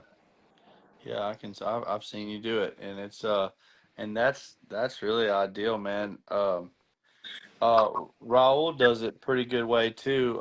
Just it's he does a little different. I don't know that. I mean, I really like the way that you do it, Caleb, but he does. He puts them up on like stilt boxes, Yeah. or like a stack box, and he'll take front shots, front and side shots with them stacking, put them in the best stack he can, and get a front view and a side view, and then he takes pictures of all the litter, and then he rates them. He's got a rating system where he rates bone and head and rear angulation, and and so on, top line, Yeah. and all that, and So he prices you the know picks though. So he bases the picks like this is first pick, yeah, this is yeah. So second pick. Yeah, like he he'll take dissects them. He dissects them by he'll going take through that I he'll process. like it. take I like it. I respect it. yeah, he takes still frame pictures, front and side stack, of every dog in the litter, Yeah. and then completely objectively looks Yeah, at I like each that. of them structure points with a rating system. Yeah. So like they've all got the bone, they've all got the chest, but 3, 4, and 5 have the best rear angulation, and 1 and 2 have the best head, and 5 and 6 have the best chest spread. But they get an overall. He has like 10 different categories that are in that rating system, Yeah. and then they get an overall score, and that overall score, an 87 or a 64 or whatever, rates them in order of the litter, Yeah. and then and that's how now the way he does that's what he offers as his personal recommendation of Yeah. the score of each I like dog in that. that litter. But Wow. if you got second pick, Yeah. but you like the one he's got rated at 4th, you can still get it. All right. I love that. I It's love Yeah, I that. like And just that. his temperament testing. recommendation. And don't forget, he does temperament testing as well. So He that also does. factors into the picks. That's what Freddie said. So she just want to make sure that we also know that, Oh, again, because Earl that is a he's that part of guy. He it. knows That the is a part temperament of and it. that's part of breed Hey, type. So and he factors that in. So it's not just the dissection of the stacked photos, like all that good jazz, the motion, but it's actually temperament as It well. So is he takes that temperament. very, very, He very likes seriously. to drop something loud when all the Yes. puppies are doing their own thing. yes, I've seen Like videos where he's done that. they he'll need that. drop something that clangs and bangs when they're Mhm. all like doing their own thing and nobody was expecting it. Mhm. Nobody's looking at him, Let's and see what he'll they do. drop it. And when it bangs, and they all do different things, and you can tell. And then when he stacks them on stilt boxes, Yeah. and they're timid about it. And some of them, man, they got 1 foot sliding off, and they could care less. And some Yep. of them, they're perfectly positioned, and they look like they're scared to death. Yeah. And you can really see that's a big thing too, with whether they're willing to balance up there without being too timid. It really holds true to their temperament, I've Yeah, noticed. and Donald Gaines has a whole process where he actually introduces, like, putting them on the back, putting them on different temperatures, things like that. Like it especially That's if you're cool. getting to the show world of it, Yeah. the puppy process, the picking process gets a whole lot more I'd say calculated. theirs is more elaborate than anybody I've Lord, talked to. Jesus, Man, I love it though. like they I hold the love dog it. upside down and then Yeah. like, Dang. I yeah, kind of like it though. But they look at their really, program. really, Their program is second to none. So they are it really doing is. it. So whatever they're doing, I'm tuning in. Man, Donald Like Gaines, me, Mike Grain, love it. You love it. I've had one litter that had 2 puppies. And so like I haven't really had to do, any of that kind of stuff, but I always Yeah. made sure to do like the loud noises Yeah. and, the one boy that I sold to Pet Home that went to Houston, actually like temperament personality wise, he was our favorite, but structurally that's why Rex won. And it's funny to hear his owner, we still talk all the time, and he'll be like, oh yeah, like Disco did this, and I'd start laughing because it's something that my husband did. His name is And then he just Disco. he named him I like Disco. it. I dig it. Awesome. I DSKO. dig it. I just want to make sure I heard you Techno right. disco. It's awesome. Yeah, It's a Disco. mood. And so he'll call me and he'll be like, yeah, he did this today, and I'll be like, oh, that was my husband, sorry. And he's like, no, it was funny. So it's crazy to see like what the puppies like when you have Yes. them, because I said earlier I made my pick at 6 week. I did, because it was an in-house litter. My puppies, I was with them 24/7, but Disco did not go home until December, and he was born in August, so I kept my puppies for a while. I just I like it. was pretty solid on my 6 week. I was like, all right, that's the man. And at 8 weeks, the sire's owner was like, yeah, that's your man. So there, we knew it was him. And then we just held on to Disco, and because his owner that actually got him messaged me as soon as the puppies were born, and he was just taking a while because he had lost his last dog to cancer. And so it's like, it's either going to take you 6 weeks like me, or it's going to take you a while. And he wasn't sure, and I really wanted him to get Disco because I knew it was going to be a perfect and so finally he was like, all right, and pulled the trigger, and we kept him all the way till December, and he got him right before Christmas. And he's like, this dog is amazing, like he's exactly what I needed, like his personality, his temperament. And I'm like, yes, like I held on to the dog and like kept other people away because I really wanted him to go with him. I knew it was going to be a great thing. But I really like hearing all of this ways to evaluate puppies, because I had 2 to evaluate, and this time we bred Becky and she didn't take, so we're going to breed her again. And then I just secured a female, a full adult female who is 3.5 years old, and she is full of bossy blood. So we've got lots of chocolate with her, and she's a black tri, very nice female. And she came into heat 3 months early. So I was not expecting her to come into heat yet. So I think we might wait because we really want to use Caramello with her. I think that would be a really nice breeding, and to pick puppies. Yeah, I'm definitely going to be hitting you guys up and asking some questions, because there's some stuff that I completely overlooked, like bite, rear angulation. Like that's all stuff I had no idea, because I had 2 puppies. So I was like, oh, we'll just stack them up and look at them, so like hearing all of these things to look for, and ways to test their temperament and stuff. Like I really like a lot of the things that I've heard. I didn't even think about that kind of stuff. Yeah, that's why we do. Yeah. Yes. It is. Been a lot of activity tonight, man. A lot of comments, man. Glad to see everybody on here, and everybody's really involved tonight. Oh, I really love what's taking place. There's literally advice giving to others in the comments that's going on. Even the gentleman, someone jumped Walt, to answer the Cody, like question. they're in there. Yes, that I was asking earlier about the exotic, and he even asked, he's like, do y'all mind if I answer this? Like, man, I appreciate the respect, but absolutely, this is what we do this for. This is open forum. Like, we are trying to reach one, teach one, however it happens, whether it's in the comments, whether it's the message that's trying to be sent, whatever the case is. So whatever the message, reach one, teach one. Man, have at it. Yeah. Oh yeah. I think another big thing with puppies, man, if you can, you need to go look at them. Physically, put hands on these puppies if you can. Yeah, For the love of God, like go in, get all up in their business, studs, see how put they hands on them. respond to Puppies, you. put hands on them. Don't Yeah. have a transporter bring the semen to you or the puppy to you. Go, if you're willing to pay that fee, go see the dog. Yep. Right. And if people aren't Go willing ahead. to show you the Set up the yard, breeding. you should probably start thinking of alternative plan B, because Yeah. there is something they're trying to hide. I'm sorry. Have I'm Yep. so tired of contingencies. seeing all these Always have people. contingencies. Yes, these people that are arrested for, you know, what they're keeping their dogs in and things like that. Go see the dogs. Go see the If there dogs. if Go see the there dogs. is barricades that are being put in place, I'm sorry, you should probably not be doing business with that person. Yeah, That's a fact. and I had this conversation. There was a good friend, actually, like pretty much. I think Anna, you're the only you've never met her in person, but I'm sure you've seen her on a multitude of any one of our posts at any point. But she was in the market for a stud, and she was changing her mind every month or so. And at first, there were some friends of hers that were like, oh, that kind of worries me a little bit. You shouldn't change your mind so much. It feels like you don't have a plan. And she's like, here's the problem.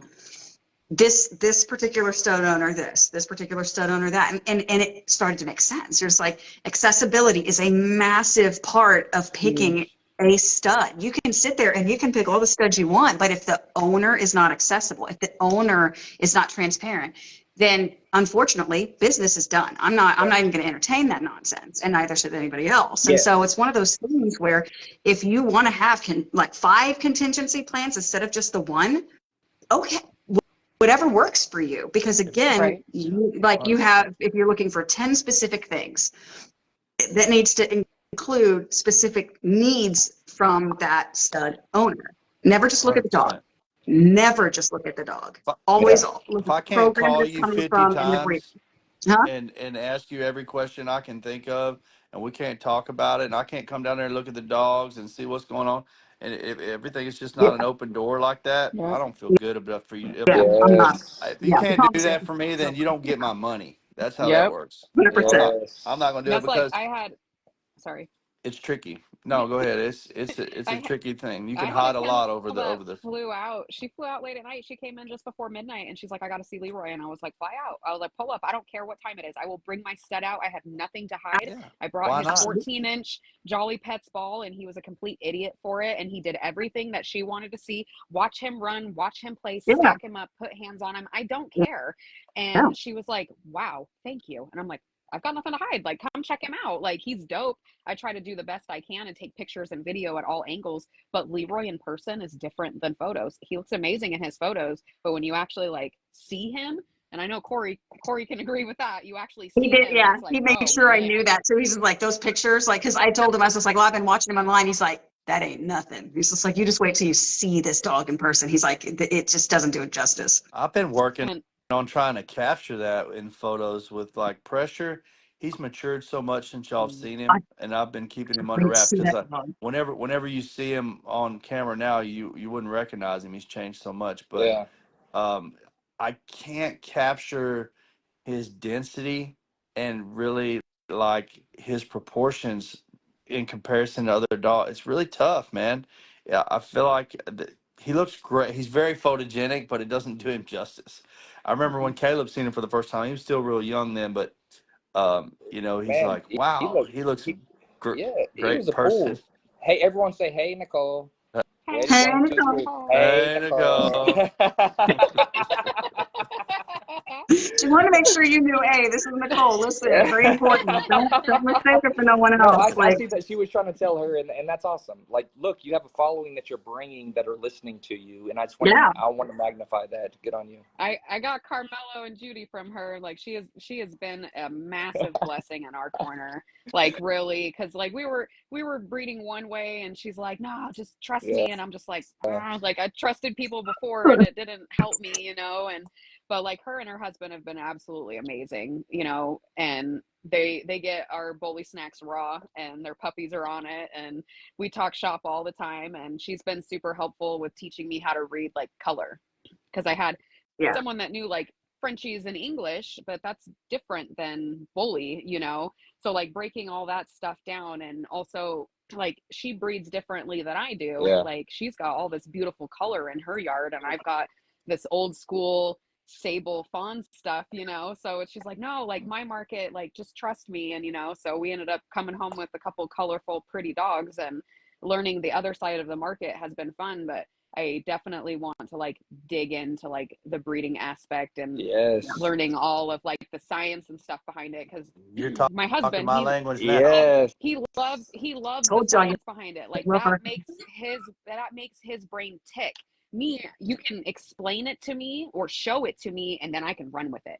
So Yeah. like him and I make an amazing There team. we go. I Like love that. he Yeah. blends, he does all of this stuff in the background, and I'm the one up front making the connections and Yes. building I'm the fired up relationships. right now. Fired Told up. Yes. y'all. I told Like, y'all. so I tell him all the That's time, like I try to explain to him and he's just like, I'm not following. But then it's like you show him, you know, like one thing I've been kind of messing with is I saw someone bring up the black hole theory on breeding.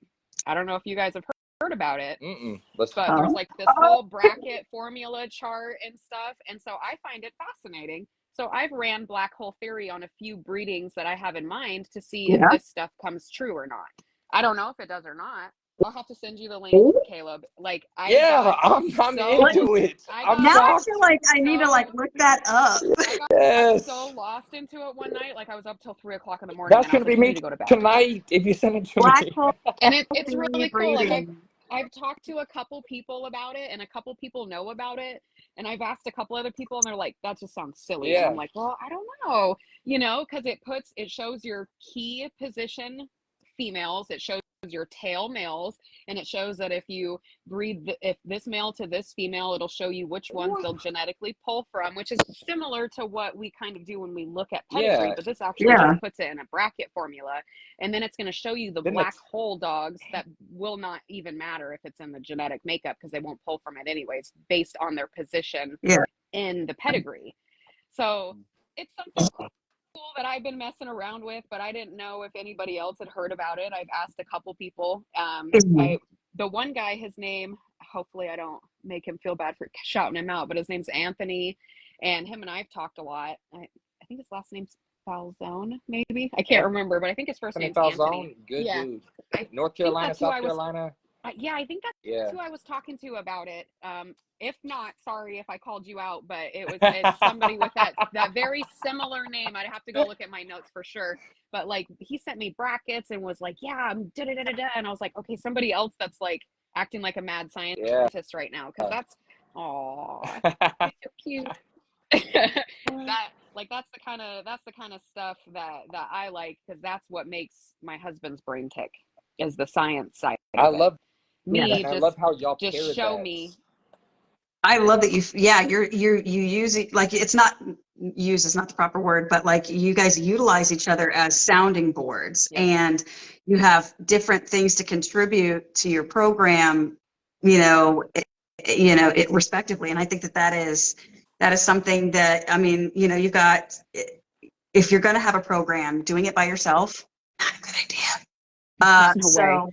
It's There's just no too way. much. So much. It's so much. And it's so much pressure. And when you have somebody that loves it as much as you do, even if the reason they love it is entirely different, Still powerful. there's nothing better. There's nothing better. And these two gentlemen here, they can attest to that as well. I mean, their wives are powerhouses when it comes to their program. And it's, I mean, shout out to Christina and Nakaya, because Right. these guys would not be here right now having this discussion with you without these women. My right. No. You don't work. It's good to So you're have. sleeping with the dogs tonight. Is that what I'm understanding here? Shout out, man, to Caleb Weddle. We wouldn't. I literally would not be here without her. And our success is her success. Love I couldn't do it without Same him. here. There's no way. I like to, men and women see things differently a lot, and that's a good thing, right? And so, especially with the dogs, like my wife's looking at different stuff than I'm looking at, and she'll be like, bring something to my attention. I'm like, well, yeah, good point. Like, something I may not have even thought about, and sometimes I'm the mad scientist with it, so I'm overthinking and digging into all this stuff. That's him. And she's like, when I look at it, I don't see anything to do with that because I don't know any of that. So to me, I'm looking at like, like you say you don't breed for color. Well, I'm like, I don't like that color, whatever that is, and stuff like that. Right. And so it's like you got to factor that in, Yeah. because there's that range. Everybody's got the thing. Different things are important to different people, and Okay. and it's good to have it with a spouse or a partner in your business. But even if not, like Caleb was saying, how important it is to have a mentor. Yeah. Man, me and this guy right here For sure. and our whole little crew, man, we bounce things around quite a bit. Like, hey, what do y'all think about this? What do you think about that? Because I love to hear an outside perspective of somebody I know that generally has my best That's interest at heart. Yep. It's best interest at And heart. the community, man, Absolutely. you got to be careful with who you pick, but if you Yeah. can find good people, it is Mhm. powerful, man. Yeah, you want to Like get I'm people in your corner that want to see you win, regardless of whether or not it benefits them to see you win. They want to see you Yes. win. That's the kind of mentor you When want. it Somebody who doesn't doesn't need benefit anything in them return. and they We've all Just still want to give see you you been win. in the ring advice. together. Yeah. And see, like the biggest thing for me is like I'm thankful for the person that did teach me the few things that they did teach me. But once I realized that they didn't know as much as I thought that they did, then I started looking for answers elsewhere. Yeah.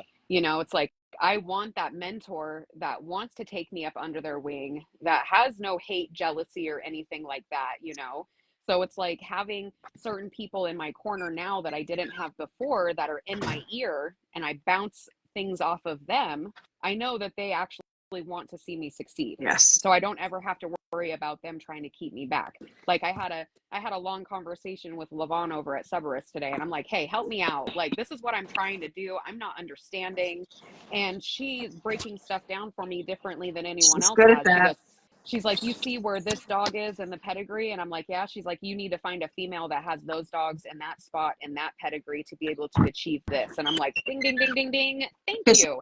And, Yeah. I try, she knows where you have to skip certain things in certain peds. and You Yeah. have she those is two just threes like, and the 3 4s and things like that. Yeah.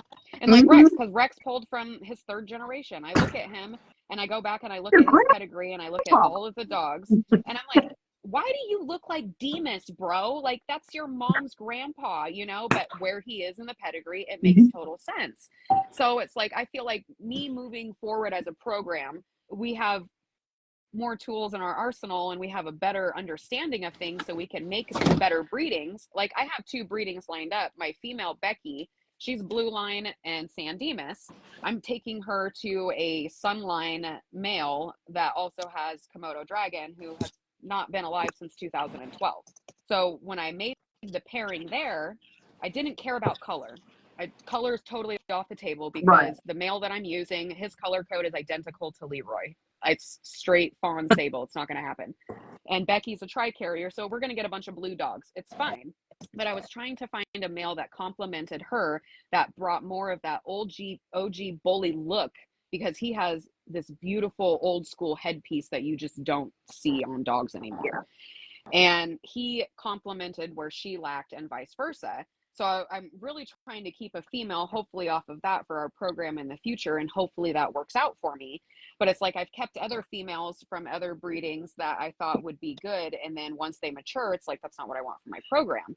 So it's like, do you keep those style females and try to work with them? Or do you just pet home them? Or do you allow them up until 2 to grow and do, like, what do you guys do when you have a female that's say 8 months old, looks like a pit bull, and like if you showed me her parents, you would call me a liar. Like, would you just trust the process and let that puppy grow That's the knowing the blood. pedigree, or do you let it get to a year and cut your losses and go from there? So individually specific in that scenario. Yeah, that's one of those Geno versus Pheno that like you need to wait that out. There Yeah. is How Um, line bred? slow How line blood. bred is the dog, and it, where right, and She's then the not. history of Yeah. it. The grandparents, the great grandparents. How do they look? Yep. How was the evolution of that blood?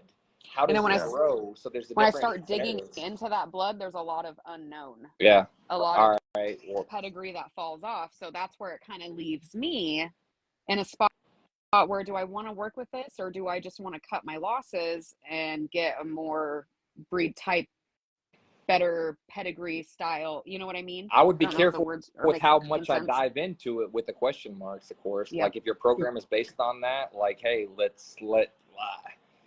depending on where your program's at, let's see, or hey, no. Let me go this direction because this is concrete. Like that's a decision you got to make, of course. But are you willing, depending on where your program's at, are you willing to see where that goes, or do you want something more concrete? Line breeding is what we like. I like a Right. line bred dog. I like to Yep. know what the dog's coming from because I like to know the traits that the grandma has, the mom has, and I want to look at the females. Yep. Of course, I look at the studs, but I want to look at the females too. But I want to look at the consistency of that blood. Okay. Some dogs have really slow blood, and you know, I've seen dogs at a year that look like grown dogs, popped and everything. Yeah. And you know, and then I've seen dogs at 21 Yeah. months that still haven't even popped at all yet. Exactly. Don popped late, man. He popped like he had his first pop. It was like 18, 19 months old. And then he had bro, I can't even tell you how nervous that made me. And I should have listened to Mary's Simply Chaotic Kennels. That's who I got him from out in Oklahoma. Is that her last name? And she kept telling me, and so did Carlos Adams. Carlos Adams owns King Spartacus, Champion King Spartacus, which is Don's dad. And they both kept telling me, trust the blood, girl, trust the blood. And I was like, I know, but he's lanky. And they're like, calm you down, just trust it. And just feed him right, exercise him right. Don't give up. Just keep to, you know, what you're doing. And I'll be damned, like 18 months, he pops and I'm like, oh, okay, all right. Still waiting a little bit. And then all of a sudden, you know, 2.5, you know, 24 months. he's still popping. He's still popping. Mm-hmm. Like he's still popping. It's insane. He's And I mean, good. I love it. I'm here for it. But that's the thing is you also, when you know, are getting these dogs, when you're bringing these dogs into your program from the outside, you know, have that transparency with the breeders and, you know, the breeders, like talk to these people multiple generations back and get their input and be like, well, how long was it before his granddad, his maternal granddad, or his, you know, paternal grandmother, like when did they start popping? Like, you know, just kind of get these, you know, these details, because that can help a lot. Because sometimes you're going to make that call a year in and you shouldn't. Yep. Give it a second. But some people, they just, you know, they want these massive dogs a year in. They want to be able to champ this mother sucker. And like, by the time they're 18 months old, they want to grand champ it. And you're like, calm down. And a lot of times destroy the dogs because they're putting too much weight on them and literally tear them down. I'll tell you what will break that. Genetics play a huge, the majority of the part, but environmental plays a huge part in the development of the dog as well. Absolutely, Caleb. Look, I'll tell you what'll break somebody of that. If you see them doing that, and they're like, "Oh man, yeah, well I hear that, but blah blah blah." Show them an X-ray of a puppy's limbs. Oh, there's nothing there. Yeah. When you see it, if you haven't seen it, go look at it, because you see like they don't have joints. Yes. There is There's no nothing connecting there. on a puppy. Just until they're in between the bones, and if that doesn't freak you out, you're not looking. Literally, like the hand and the wrist are completely separated by like a long ways. Yeah. The same thing with the elbows, and it's all like completely like you have muscle and cartilage and you know, soft tissue holding these bones in place, but there isn't even a joint. So it's like, you know, you think about putting all that extra weight on a dog, it's kind of like I don't know, man. You're playing with fire for sure. Yeah. And it takes longer for them to form real joints than people think. Yeah, It's like and it's 20. It's different. like 20 It's different for months. size and breed. Everything comes into play. So I mean, you've almost got to play it safe and be like, I'm not putting a weight vest on this dog. I'm not going to let this dog jump off high, objects. I'm not going to work him over a certain amount, walk him past a certain point, past prior to the age of 18 months even. I mean, you never know. The larger dogs sometimes take so much longer to Sometimes develop it's them. 20 months or Yeah, 22 months. It's never yeah, know. Yeah, 3 easily. I'm super years, Almost 2 years. 4 controlled up to years. a Like, year. yes, depending Yeah, on the up to Yeah, blood. a year. which is why they don't let you OFA certify hips and joints until 2 years. Exactly. Exactly the reason. Yes. Yep. And Walt Wright, me and him were actually talking about this in the comments. He's got an Ellis dog in a Pro Bulls. Yeah. And, Ellis is one of the slowest developing XL Mhm. true And bloodline. it's just like they're so good when they get Bloodline. there, but it takes a minute. Forever. Yes, Yeah. because they are taller, they're longer, so it takes longer to develop. Mhm. Because it's 3-4 years for Ellis blood to truly develop. Yep. And No, Barbara will it's so actually worth give the you wait. a It's timeline worth the on wait. how long it takes that blood to develop.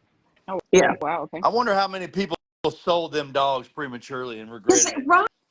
Oh, I hope they Numerous. regret it. I really do. I mean, and again, like I will say this though, when it comes to Adonis, is like there was never a moment when I was like, well, then then I don't need him. I don't want it. Right. Luckily, just like you, Anna, when I got him, that was going to be my honey. There we Like go. Yep. I didn't even really like. Yes. He was sold as a show home, so I knew that I had Yeah. to. Yep. To a degree. But at the same time, it's just like that was still kind of in the back of my mind, eventually taking him to shows. But, that was the only reason that, him popping worried me. It was like, well, I don't even know if I can show him. I mean, but they kept telling me, just wait, just wait, just wait. And guess what? Here we are. Right. So, I mean, it is kind of, I do tell people that when they're worried about their dog, kind of looking a certain way by a certain age. I'm almost like, well, did you look at their pedigree? Did you talk Yes. to the Yep. breeders? Did you find out from them when those pops actually occurred? I mean, with Helios, the mystery, there wasn't as much mystery because I knew several people that had blood from that yard and from that program. So I could easily bounce that knowledge off of not just the breeders themselves, but the people who own the dogs off of that program, Yeah. and just be like, hey, when did your dog pop? And like, oh, 14 months, 18 months, Yes. 20 months, so like, I was like, oh, geez, okay. So Like, with him, okay, there I was gotta just wait. a smidge less mystery because there were so many people that I could reach out to. With Adonis, it was just a little bit more mystery because I didn't have access to any, Yep. any of the other people that had that blood that, that weren't out, they were outside of that particular litter. So, yeah, there was a little bit more mystery, but again, listen to the people, Yeah, absolutely. Knowing the development of your own blood is so gratifying. Sitting there Yeah. saying that Yeah. with a lot of confidence. Hey, wait till 18 months. Call me 18 months. Yeah. Like this is the development of his dad, of his granddad, of his great granddad. Like Yeah. I can show you the consistency and show you the timeline of it. Hey, I like Josh Stanley. Hello. I don't know. Hello, Cakes. I'm guessing he's talking to Amanda because I don't go by Cakes. But You do now. but Walt Yeah, Wright. unfortunately, he's talking to you, baby. He's talking to you. But Walt Wright. Mm. Hey, no, Josh Stanley, Inside Joe. He is one of our avid tunes in. So, Josh, hello. Funny. But Y'all hold Walt, on just 1 second. how many of y'all know Show Stopping Ace? A lot on my yard. I just replied to him. Yes. All right. So Yeah, I think I'm trying to think if Showstop and Ace actually share some similar blood with Adonis, because I think he's also got some old school in him. Does he? He's I got, haven't really dug into Adonis. I need to. oh girl, I'll send you his pedigree. You're gonna notice that Leroy has some common ancestry. I want to say 2 of your 3 girls they all Yeah. share certain ancestors. Yeah, so Yeah, it's, I'm finding the right pieces. I just need to get the right freaking look. well, and I'll get there. the beauty of it is just like, and the guys say this every single time when they're actually, physically here. Thanks, guys. Right, where'd they go? Adonis is not bossy. Well, he's like, God, he's razor's edge. He's sunlight. Oh gosh, he's got some old school ICK. He's got Predex, Iron Cross. I mean, yeah. He's got some stuff. It's some fun stuff, but it's pretty old. I just like But that old stuff. well, and the thing is, you know, coming from somebody who like came from pit bulls, like Yeah. there are certain there's just certain like looks that I'm a little bit more fond of, and some of those old school bloodlines actually, you know, they perpetuate that. So Yeah. it's got, you know. So again, that's one reason why like I was so drawn to Leroy and then drawn to the girls you selected, because those girls are going to turn out nice, by the way. Just from The one on side eye, and you already know. I'm watching her. I really need to get some content on her so you can That's gonna be actually so see good. her. We're gonna need to have conversations moving forward about her future. We totally are. It's just like I'm watching her and I'm just like, just trust the blood, Anna. Like I'm trying to remember like what Leroy at what ages, what stages he did stuff. And it's the same thing. Like when I have people that have Leroy offspring, they hit me up and I'm like, all right, you know, this is when Leroy was this size and he popped about this size and he stopped growing about this age and then pop. And they're like, okay. And I'm like, once he hit 3, I was like, whoa, dude, you know, like everything just, his shoulders, the chest, everything just widened, and even his cheeks popped a little more for me. Mm-hmm. And I was just like, all right. So I knew Blue Line was a little slow at the, you know, because I had a lot of people like, just trust the blood, let it develop, let it mature. He'll probably finish popping around 3, which is exactly what happened. So it's like, all right, I have to trust his daughters at the same time. You know, I have one that's, let's see, little Miss Darla. She's Blue Line. With Dear Darla. Little Darla. She got Blue Line, some diehard Iron Tank, Showstop and Ace, and some old school Sunline behind her. And then the other Leroy daughter that I have hidden, she is Blue Line times Bossy, and she is a tri-carrier with lots of chocolate behind her. Yeah, and the dogs on the Bossy side of that pedigree are nice. Impressive Bossy. They're very impressive nice. Bossy. So like I'm super stoked. So it's one of those things where when she showed me that, she's like, don't tell anybody. I was like, no problem. But obviously, you know, you're sitting there just looking at this pedigree like, girl, like I don't even like, do you know what you have? And like, so we had to go back and forth. I was like, girl, this dog, that dog, that dog. I was just like, you know, this litter, that litter, you know, so it was just one of those things where I was just like, girl, I don't even know if you know what you have, but you should. And, you know, now she does. So it's. Yeah, I got lots of heat hidden. I just got to wait for it to mature and blossom. And that blue line blood, the old Blue Line blood, that is my cup of tea. And yes. I know it's all a lot Right, of old true. RBG, a lot of old, you know, diehard, you know, your Iron Tank. You got all these old dogs from back in the day. You know, you got the a lot of Juan Gotti in there, Gracie Gray. And on Leroy's mom's side, which is awesome, she's a Showstop and Ace granddaughter. Her dad is actually Top Dog Bullies Aslan. So she's got Butthead and Mr. Bruce Wayne behind her. So I've got a lot of old blood. It's just making it click right in today to get that look that I want, because I feel like the bully, I see you, Caleb, the bully is going more like extreme, I got so close crazy. to the camera, I almost kissed it. You know, I got some more, they go more extreme and more like muscle mass and just huge. And, you know, that's not, I don't really want to go that route, you know? Yeah. I want more breed type head, obviously. And like, I like the mass and stuff, but I really want to keep that clean, athletic, that look. Like Leroy's look, it's dying. So your style intrigues me. That's why I got so close to it. Like I love this. Like I love that you stay true to it. You stay true to the look. That you're wanting to build a line off of your stud that you have.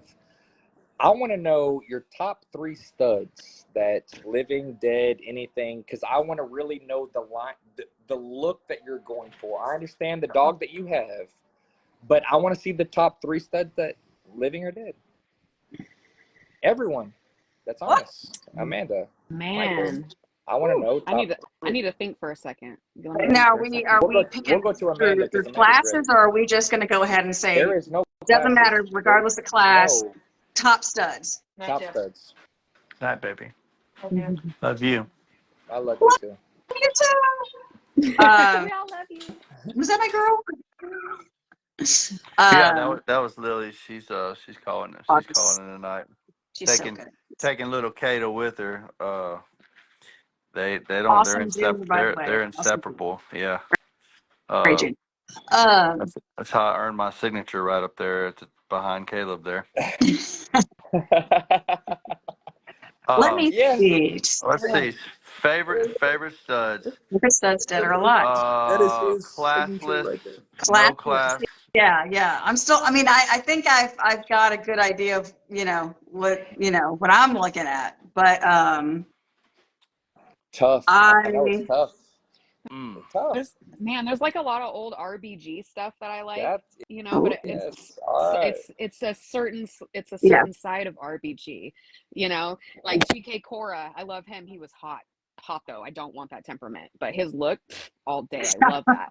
You got Blue Line's War Machine. That's so heavy in my pedigree. You've got Mac 10. Like I really like that Yeah, Mac old 10s and Adonises too. Yeah, I that All love me right, so some. old narrow down to wide. 3 because this right here, narrowing down to 3, really shows where someone's mindset is on where they're going All and right, the looks let they're me going narrow it for. down. So, because that's narrowing it down to 3. And again, Michael, Amanda, Yeah.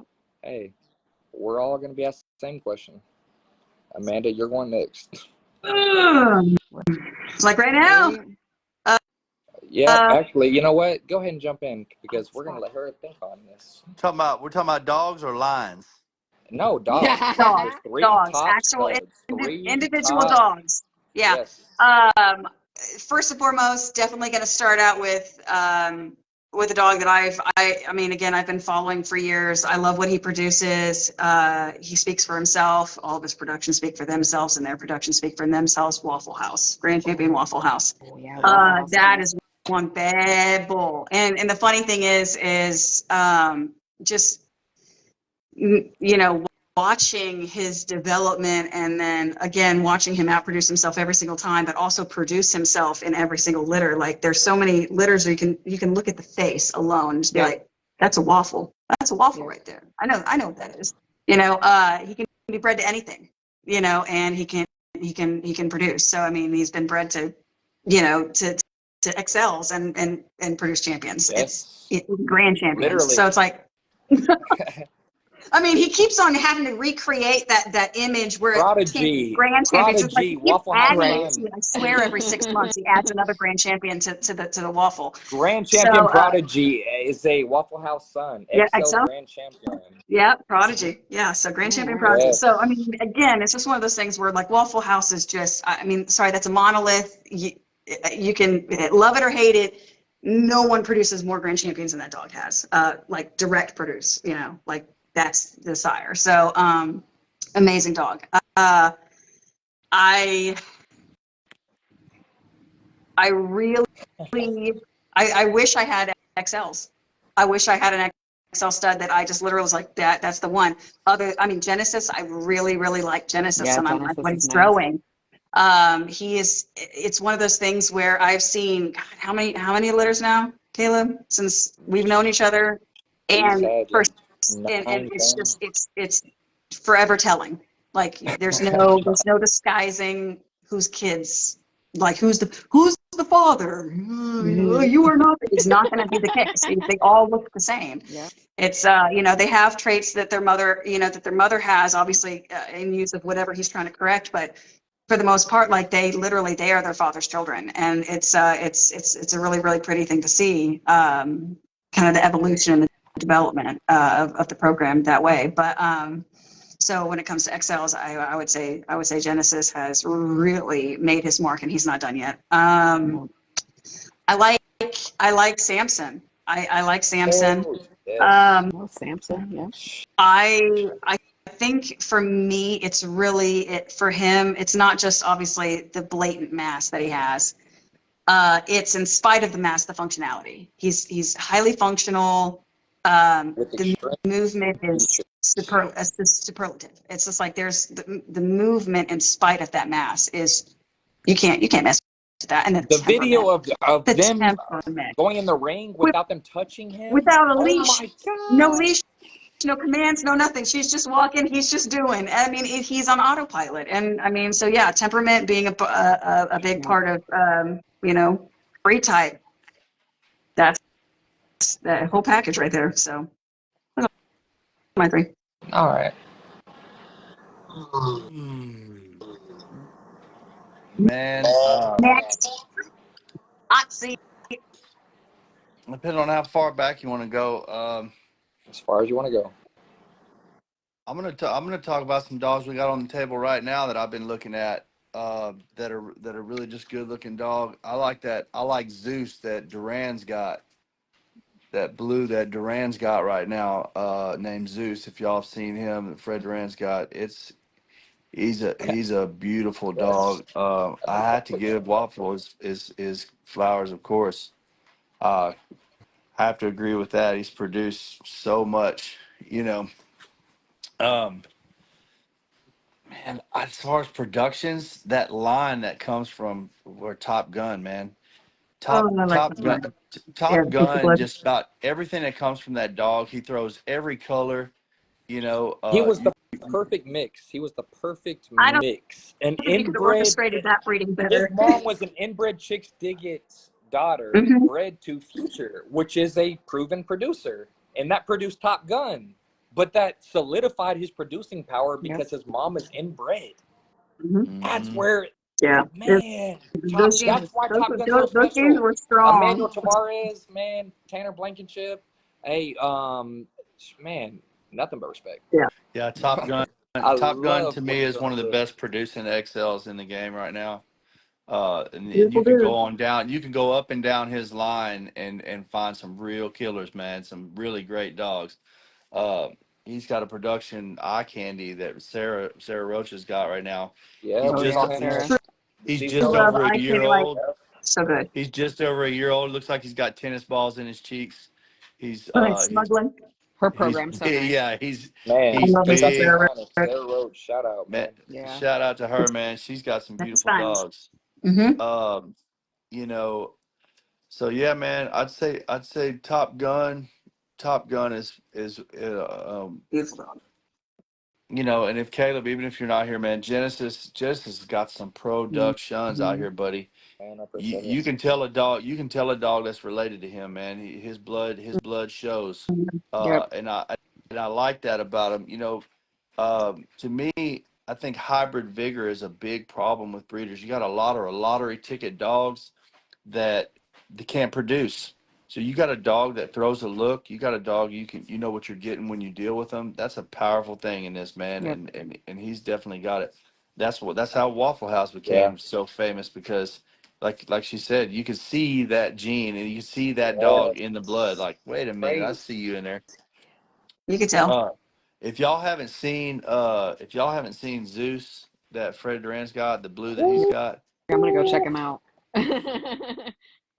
Man, I almost man, talked him into studying, man, him studying, man, like a year ago. And he's like, no, we're not going to open him dude. yet. Dude, Fred, that dog talk to is me. nasty, bro. He looks My boy. good, man. Yes. There's another I'm just gonna say dog. it. Dooley ain't got nothing on him. He really don't, man. Oh, don't be so cruel. I'm Oh, telling you, he don't. Dooley's the truth now, but he ain't got nothing on Zeus. Zeus hey, is tough.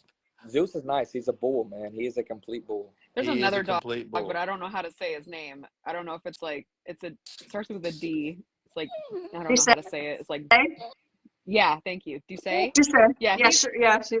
he's super nice too. I've noticed him popping up on my stuff I lately. It seems like love he's Yeah, starting Duce. to really Yes. produce We really got a well litter and off make him a name for here. himself. yeah. Yeah.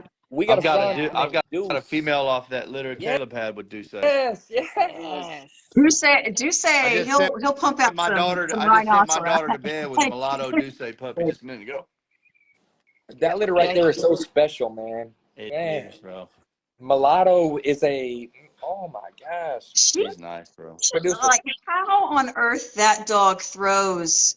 I mean, she's big onto herself. Like Yeah, she's she's a she's a, sumo she's a daughter bred to strong, Duce. solid. Yes, I mean, being a sumo daughter, she definitely wears it, and you can tell 104 to where she comes 109 from. pounds year But round. hot You know. dang, like Yeah, she throws dogs that I mean outweigh her by 30, 40 pounds, and yeah, that's not Levi's. possible. You know what I mean? Levi's So it's just special. like one of those things where, yeah, yeah, that son. Yeah, Yeah, Yes, Levi's the but that's truth, gonna be hey, super fun. I'm excited for y'all for that. But yes, yeah, she's one of those girls that even she's big unto herself, but she will produce bigger than her no matter what. oh, Period. It's just every litter wild, is going to be special. wild. Hey, I'm going to give my 3XL because I want to get back to you. Hey, Wait, what? You froze What? up. He I said I froze, want man. to give my 3 top studs. Oh, yeah, Because I yeah, want to give the floor back to her because I want to hear hers and then finish with her. But because he wants to obviously, freeze up again. Techno. Can you hear me? Okay, I can a little bit now. your go. Your go. You just froze up for You a second. got too excited and your energy is breaking the frequency up. You just I know, man. I have that. Can you hear me? yep. Yeah. All right, Techno. Obviously, like Techno through his look. I love the forearms. I love the head. I love the chest. I love the spread. It's bull. Samson. I love Samson. I do too. Samson is a freak and he throws it. Mm-hmm. So obviously both of those have done it in the ring. They've produced them. They've produced themselves. Samson, and the closer it gets, the tighter it gets, the better it gets. Samson. Genesis Yeah. is 3 times Techno. You know, Genesis is a inbred Techno daughter bred to a Techno son, which produced Genesis.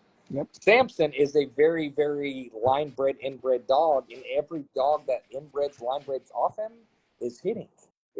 Like, the tighter it gets, the inbred dog, it's like, it just gets better and better. Samson's but then also, I'm going to say a female instead of a stud, and I'm going to say Gottline's Barbie.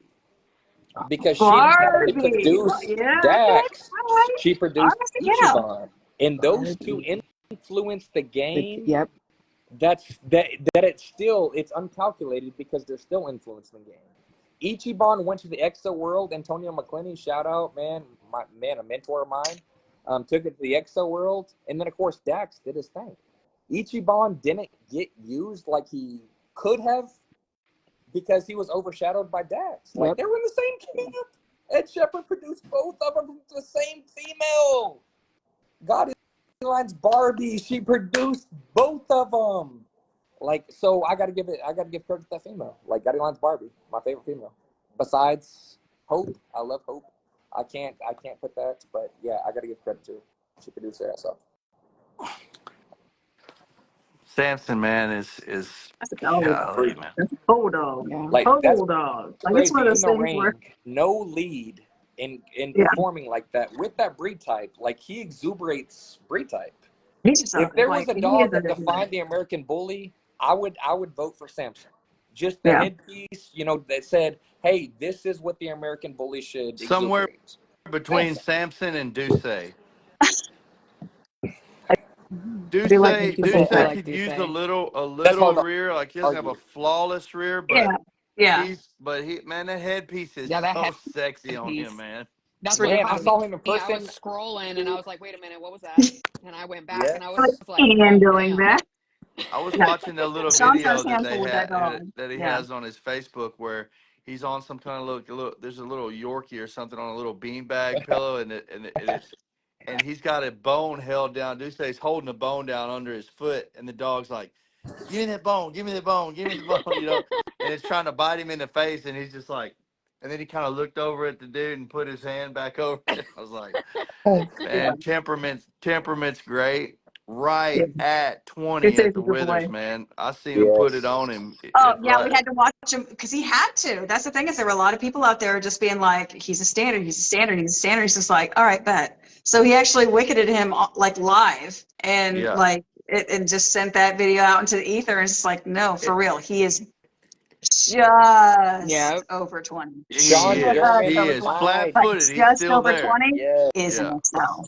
So Sean unfortunately, German, everybody, my dog. sorry. Like Right. even 20.1 inches. Yep. 20.1. He literally put that out there. Next. And the head measurements. Like, man, he is an open book. Man, his head's 29 inches, bro. The dog's insane. It's We ran into insane. him. They were campaigning at the same time. We ran into 29? Top Gun and Ducey all the time. I wouldn't have wanted to be in the ring with him either. Ducey's head measurement, I believe, official It's like measurement is like 28 something. Yeah. Yeah, it's like 28 and some change, I think. Yeah. No wonder it made me scroll back. Yes, just to clarify, like, yeah. But it's not but quite yes, 29, is it? yes, but it's the head shape. 29, it but makes it's 28 it even plus. look bigger. I love That's it. Ducey. That's the Yeah, thing and he's about got Ducey's great head. muscle. Yeah. It's He's the got shape of his to head. Gotti lines. Muggleston's to Gotti lines hits every time. Dude, we've There talked you go. about this. It hits every time. Muggleston and Gotti lines. You talk about bloodlines that pair together well. Gotti Find hits with everything. It's the most universal Yeah, so blood. yeah, Yeah, I was gonna say yeah, his Dottie like gaudy, yeah. hits with everything. Oh my God. Mugglestone is purely dependent on if it's pre-Dax or post-Dax. That will depend on that will determine whether or not you're going to get the mass versus the lean muscle. You're talking about Um, GKs? Mugglestone. Okay. Yeah, Mugglestone is going to be like the pre-Dax Mugglestone. You're going to get more gamey. You're going to get a little bit more lean muscle. If it's post-Dax Mugglestone, that's when you're going to start getting the look that you're probably speaking about. Well, now the Adam Muggleston says, that was added to Dax was really Techno. That started yeah. Techno lines. That's where Oh the yeah, Dax no, was added to Muggleston. Dax. What Dax was able to do, and this is what Fam. I love her for calling him this, but she called Dax a crux, and it's actually probably the best descriptive way to talk about him. He changed the game in a way where he was taking some of these old gamey, like super gamey lines, and he was giving them the mass that they required in order to compete with, these newer bloodlines. So, Started the extreme so class. yeah. So I mean, when you're talking about like, so for example, Adonis, like he has Mugglestone in there, but it is old. It's not, it's Yeah. pre-Dax. So that definitely plays into his lean muscle mass for sure. But there's so many dogs out there that share ancestry with him, but it was post-Dax. So obviously they're gonna wear their mass in a different way. They're not gonna, wear it so hyper condensed into certain spaces. It's gonna be all over. So, it all depends on what you're looking for. But Mugglestone is only as good as what's behind it in that regard. Like you've got Exactly. to And be very, very know clever. what's behind your Yeah, dog. you got to Know what's be very behind strategic it. with which. Yeah, Hey, one dog that we got Adam to see said, that I'm so glad that's a legend. We got to see Kanye West. We actually got to see Kanye West in person. I am so like that is probably the most. I got to see Samson. I've got to see Samson. I want to see Samson too. I've never seen him in person. Yes. I think I was able to see him in person at one show, and it wasn't because they were. I think they just brought him out. I don't think that he was actually. I don't even know if he was actually showing, but I remember them bringing him out, and the whole time you're sitting there, it's like, oh, freaking bear, like, Yeah. oh, dang, yeah. But yeah, Yeah, I I gotta love say the that dog. extreme class. I was actually like kind of sad when they did away with it Well, because there was some like That really cool. that's the new standard class. Right, they didn't right. get they I didn't do know. away with this. Here's the trigger. They literally what it was a concept car. Okay.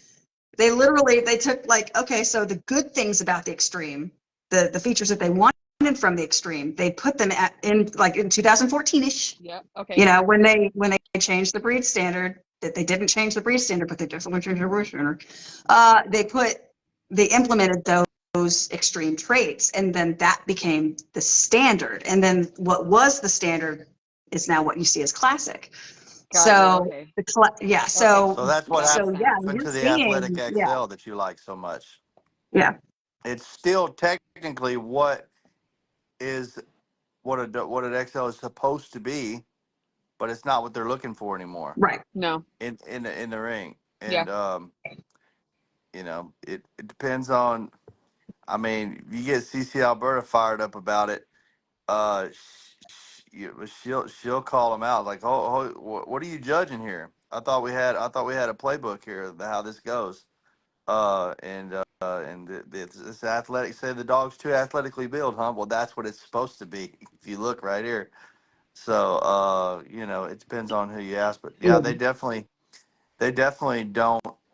I think they took the extreme class out because they needed the extreme for the tools to make the other I classes agree. what they are now. Yeah, Yeah, I agree with that. they were very specific with what they kind of put into the regular standard when they, basically discontinued the extreme class because, I mean, they needed to because when you start chasing extremes, you get a little messy, mo bulldog, mo problems. So Mm, they had to be, a little careful with that. Now, obviously in the right hands, you're not going to have as many problems with that. But unfortunately, when it's left to the public, you know, if we're left to our own devices, some of us are not Mhm. that, And this is why I chasing like extremes health at full testing speed. so much, Yeah, man, because it takes a lot of that guesswork out of there, especially when you're trying to bring things into your program that are a little extreme. Because you're like, hey, it's not that I don't trust you, right? But I'd like to know what you've got in this pedigree, and I'd like to know what you have in this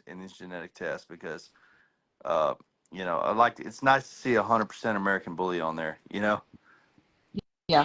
Yeah. and you might not. It just depends on, because man, I'll tell you, I've seen some dogs that, I mean, there's some dogs that some lines that have been so successful. I'm not going to say any names, but they've done really, really well. And I guarantee they wouldn't be transparent with their pedigrees because they've brought in some bulldog and some Yeah. different things. Yep. And Yeah, they, we all know some Burbles that got brought in, yeah, they'd stand there flat-footed and cross their heart and everything else and lie on national TV. But I promise you, they did. They brought it in there, Yeah. But Yeah. uh, It's funny because Amanda and I talked about that the other day, and it was some stuff like that. Because I was like, I see a difference. Like, you can tell what came from what lines and what came from what lines. And now you're looking at this new class going, all right, what are y'all bringing in to make it do that? Yeah. And it's like, it's some type of bulldog or it's some type of Some mastiff, but mastiffs. they're like, oh, no, here's my I'm pedigree. And it's like, I'm gonna tell you what's tricky there too, and it can be deceiving also. And this is the other thing that happens behind the scenes. You got a lot of inbreeding going on, mm-hmm. and that's where these extreme features are coming from. And Yeah. nobody wants to say they're doing it, but they're doing it. Yeah. Yeah. And the problem is, there a lot of them are not doing it right. And the way I was taught is, in the life of a program, it's okay to put one in there somewhere. But it's not something you want to build a program doing. Yep. Um, and it's got to be done right. If As a everything's tool. embark tested and it's an in-house breeding and all that stuff, and Yeah. keeping and checking all the puppies and Gotta be. it can be monumental, man, to a program if done right. It could be a game changer. Yeah. It could be the difference in taking 15 years to build something and 2 years to build something. Absolutely. Take your time. Uh, Take your it's just time. needs You're to right. you just need to really comb over what you're doing and Yeah. why, and make sure, and not just the genetics, but the phenotypes are right for the embryo. Having them phenotypes lined up Yeah, where you're don't be really doubling doubling up on down. something stupid. Yeah, Don't be doubling up Yeah. on something stupid because while you're Yep. doubling up on, man, I really like this head or I really, really like this spread on the Yes. chest, you're also doubling up on the stuff that should not be there, Yep. that you should not because be you're doubling. you're Exactly. doubling up That's, I on mean, and at everything. that point, then you got to try to outcross to clean that up. But then, I mean, at that point, it's just like you're going to have to, it might take more than one generation to clean up the Just mess you Mhm. just like made right now, chasing I'm that seeing screen. like these crazy Yeah. wide spreads with no chest, no drop, and their elbows are just, and I'm like, Yeah. I just don't understand. I mean, that might be a cool tool dog, Yeah. but at the same They're breeding time, I stack don't. off dogs, essentially.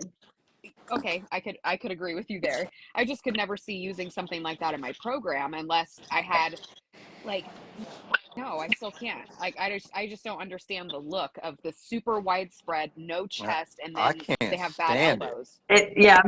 It makes me hurt a little bit for the dog because I I mean you know that can't stand it. you know It's just not yeah. functional. It's Man, not. and then Not at people all. are like, "Oh my gosh, what's the stud phenol?" I'm just like, Oh, "What? he's so fire. You don't want to do that. You don't want What? to do No. What are y'all run, talking run. about?" Right. I No. I tell you, my best advice to somebody new in this, man, take a whole year and just play out scenarios and Mm-hmm. study and learn and Mhm. dig into this stuff. You hear about things you don't know anything about, learn about it. Talk to people that know something and be patient because those first moves count, man. Very, Yeah. very much so. Very much so. And this is I mean it's progress, not perfection. First Yeah. of all, Yeah. let's go ahead and establish there is no There perfect is dog. no perfect Period. dog. Yeah. So Yeah. again, progress, not perfection.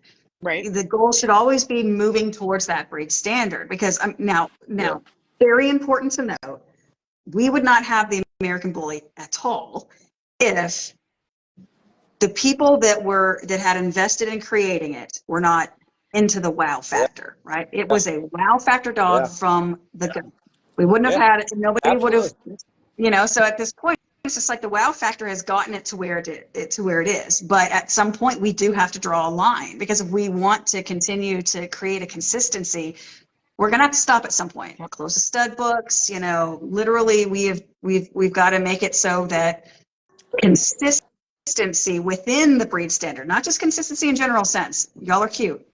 Consistency within the breed standard for each respective class. That needs to be the goal. And until everyone's basically on the same page, or at least 80-20 is on the same page, we're never going to get there. They ain't never going to see us in Westminster. We're never going to be there. Or AKC. Yeah, AKC is, I mean, it's Never. laughable. I mean, we're a joke. Technically, we're kind of still even a joke to the UKC at this point, because they're like, y'all have dogs that we would never even take a second glance at because they're too extreme. They're too overdone. Like, these dogs don't move like a dog ought to move. And bear in mind, these are all breed judges. Like, Right. they see everything from, I mean, bull mastiffs, English mastiffs, you know, French mastiffs, which are extremely overdone animals, Cute, yep. in and of themselves are extremely overdone in comparison to their counterparts. So, you know, they see these other dogs, and even then, ours are still overdone in comparison. That should tell you something. They should so, move flawlessly. yeah, they should move flawlessly. Effortlessly. And yeah, I hear a lot of the complaints around here with UKC is because they're saying the dogs are too overdone. yes, So that's why we get a lot of that here too. With Leroy, it's going to be a challenge, and I like a challenge, but I love being in the show ring with him, so I'm going to tackle it. But I want to get him into UKC, and I just want to mop the floor. I think that's one of my favorite things to do. He moves so good. And it's like he moves so flawlessly, and it's like the one show we went and did a fun show last year. It was after so we did ABKC at Lodi in May, and then like a couple weeks later we just had a fun show, and I was like, you know what, I'm gonna go support my community. Like, I was still on cloud 9 from becoming a dual champion within 2 weeks of each other, you know. I was like, yeah, let's go support my community. Let's get this new let's go. And the trophy was paid for by the person that won, and they never allowed Leroy to stack off, to show himself, to do his lap around the ring. And I was like, okay, I'm done with fun shows. And then I went to another fun show, and they're like, no, get that boy in the ring, get him in the ring. And I was like, you guys gonna let him walk? And they're like, yeah, do your lap. And then he ended up winning the whole fun show, and I had like this massive trophy, and I was like, okay, maybe all fun shows, maybe I shouldn't write off all fun shows, maybe just be more selective, you know. And so now it's like, all right, just get in there for the fun, you know, use that for practice. So we throw our puppies in the fun show for practice, and then I just save Leroy for sanctioned. It's nice, you know, and to take the serious out of it for a little bit sometimes. Every now and then. Really is. Yeah, just to really just get in there, get some practice in. It kind of, you know, calms you down a smidge. It kind of gets you the experience underneath your belt. So, because again, just like you said earlier, you know, it goes right down the lead. And, you know, sometimes even like the more often you do it, the calmer you get, the more calculated you become, and you know, the more attention to detail you take, and it's definitely something that, again, they feel. So obviously the more at ease you are, the more at ease they are, the more on point you are, and so on and so forth. So I just feel like definitely like get out there. Like, I know nerves are going to be a huge factor, because I mean, I still even get sick to my stomach, you know. Like that day Leroy and I went out, and I'm like, I got one win, and he's grand champion, like one win, it can do it. I got competition, like I have competition. And you know, it's like, just get out of your head. You know, it's like, get out of your head, relax, do what you know to do. And if you don't know, then stay on the fun side a little longer until you feel more comfortable, more confident, and then get into that sanction side, you know. But I feel like keeping your nerves under control is like the biggest thing for anyone that wants to start showing. Like, you think you're going to be fine, and the second you step in that ring and start working your dog and realize what's going on, it hits you. Because I remember by fire. Feeling. I was like, I paid for this, even. Like, I paid for this. What did I do? God. What did I get into, you know? And it's like, but like, once you're in that show ring, if that's something that you want to do, it is a ton of fun. And the connections and relationships and networking that you can do, even traveling outside of your state. Like, Leroy's been Idaho, Washington, California, and Oregon. And the love that I get from out of state is so different than at home. It can be, for sure. And the people that you meet, and the camps that you meet, and the dogs that you get to see. So I guess I'm kind of encouraging everyone to get in the show ring, have fun with it. If you can be in a position to travel with your dog and go hit shows out of your area, do it. Yeah. Because I feel like a lot of people just stay in their area and are never Yeah. able to advance because they just Absolutely. stay with the dogs that are in their group instead of I trying to agree. branch out or going and seeing other dogs. So I think that's like the biggest thing that I've learned. Because like, oh no, let's work with local dogs. Why is everybody always trying to breed outside? And then it's like, oh, because there's really nothing. I get it. Okay. You know, and then you travel and you see other dogs and you see what's out there, not just what's on the internet or what's at your local show. And I feel like a lot of programs would benefit if they would travel more and or go to different shows and just put themselves out there. And that's the scariest part. Yeah, Yeah. I agree with that. But it is one. And Caleb really talked me into because I was starting to consider veering away from showing my own dogs, and it feels so good when you've done the work with them and they do well. It's really something. But I'd say if you're breeding or looking into building a program and you're not going to shows, you really don't have an accurate perspective to what the community is offering, Yeah. because the internet will take you on a ride, and I people agree. in your local area, you're like, oh man, my boy right here, da da da, man, they've been breeding dogs for 20 years, they got the best, Yeah. the best, and you'd be like, uh Yeah. huh. They'll have you hook, line, and sinker. You won't even know it because you If don't know. if you don't Yep. know, you don't know. Yep. Yeah. Yeah. Yeah. But then when you And start going to your shows, you're like, oh, this is what competitive Now dogs you look yeah. like. know. Now you know. Yes, Yep. and so and shows definitely, absolutely. But one of the things that I noticed, because I'd been to, I don't know, I'd lost track. But it wasn't until I went to ABKC Nationals, and Yes. I Yeah. say this in the nicest way that I can, because there's really no nice way to say this. People don't bring train wrecks For No. to Lord Nationals. Jesus. They ain't gonna do it. There's They nobody in may the bring ring a freak that or doesn't belong two, in but there. they're still within the parameters where it's not We're frowned upon. coming to No one is perform. bringing train wrecks Yes. to nationals because they don't want to make a fool of themselves, Large right? ring. So if you really want to see what kind of, basically the best of what the community has to Yeah. offer that people are willing to bring out. Now, bear in mind, there are some exceptional dogs Yeah. out there that people just aren't bringing out. And I was like, Yeah. bring them out. But as far as the dogs that people do bring out, you're not gonna see any better dogs than you get at nationals, I ABQC agree. nationals. You're just not gonna see it because, And again, we people had don't some bring train fun wrecks. too. Man, I we would had a say lot of fun. We that's had a on lot my of fun. to-do list. No, Nationals. I go. want to go so Go. bad. Oh, I Go. can't even just describe go. to you how Go. We're all important going it to is. be Like, that there. show is so, yeah, man. Especially, I mean, this last year was electric. Amanda, It was, I mean, did we, the is that where we lives, met? the pictures, the cute little videos that were made after the fact. All those aside, the No, tension in that room was something it, that's you can't replicate that. it You was can't. tangible, I mean, that's it for sure. was it was, and again, it was between, out of those, best in show, you know, prospects, the It three wasn't It's even dogs so that best ended in hard. up show. It was remaining best in. in grand champion. That wasn't even best in show. That's what's And crazy yeah, about it. exactly. It And was it's just one of those Blue, things like, holy Zeus, and crap. Hangman. Hangman. Oh Yeah, Yep. my Hangman, Zeus, God. and Blue. Yeah, and We Dude, were Blue, ringside. being It was the Hangman's most amazing sire, it's thing like, I've ever seen in my life. I cried a little bit. you did, you I cried. teared up. It I was the cried a cutest thing lot. I'd ever seen.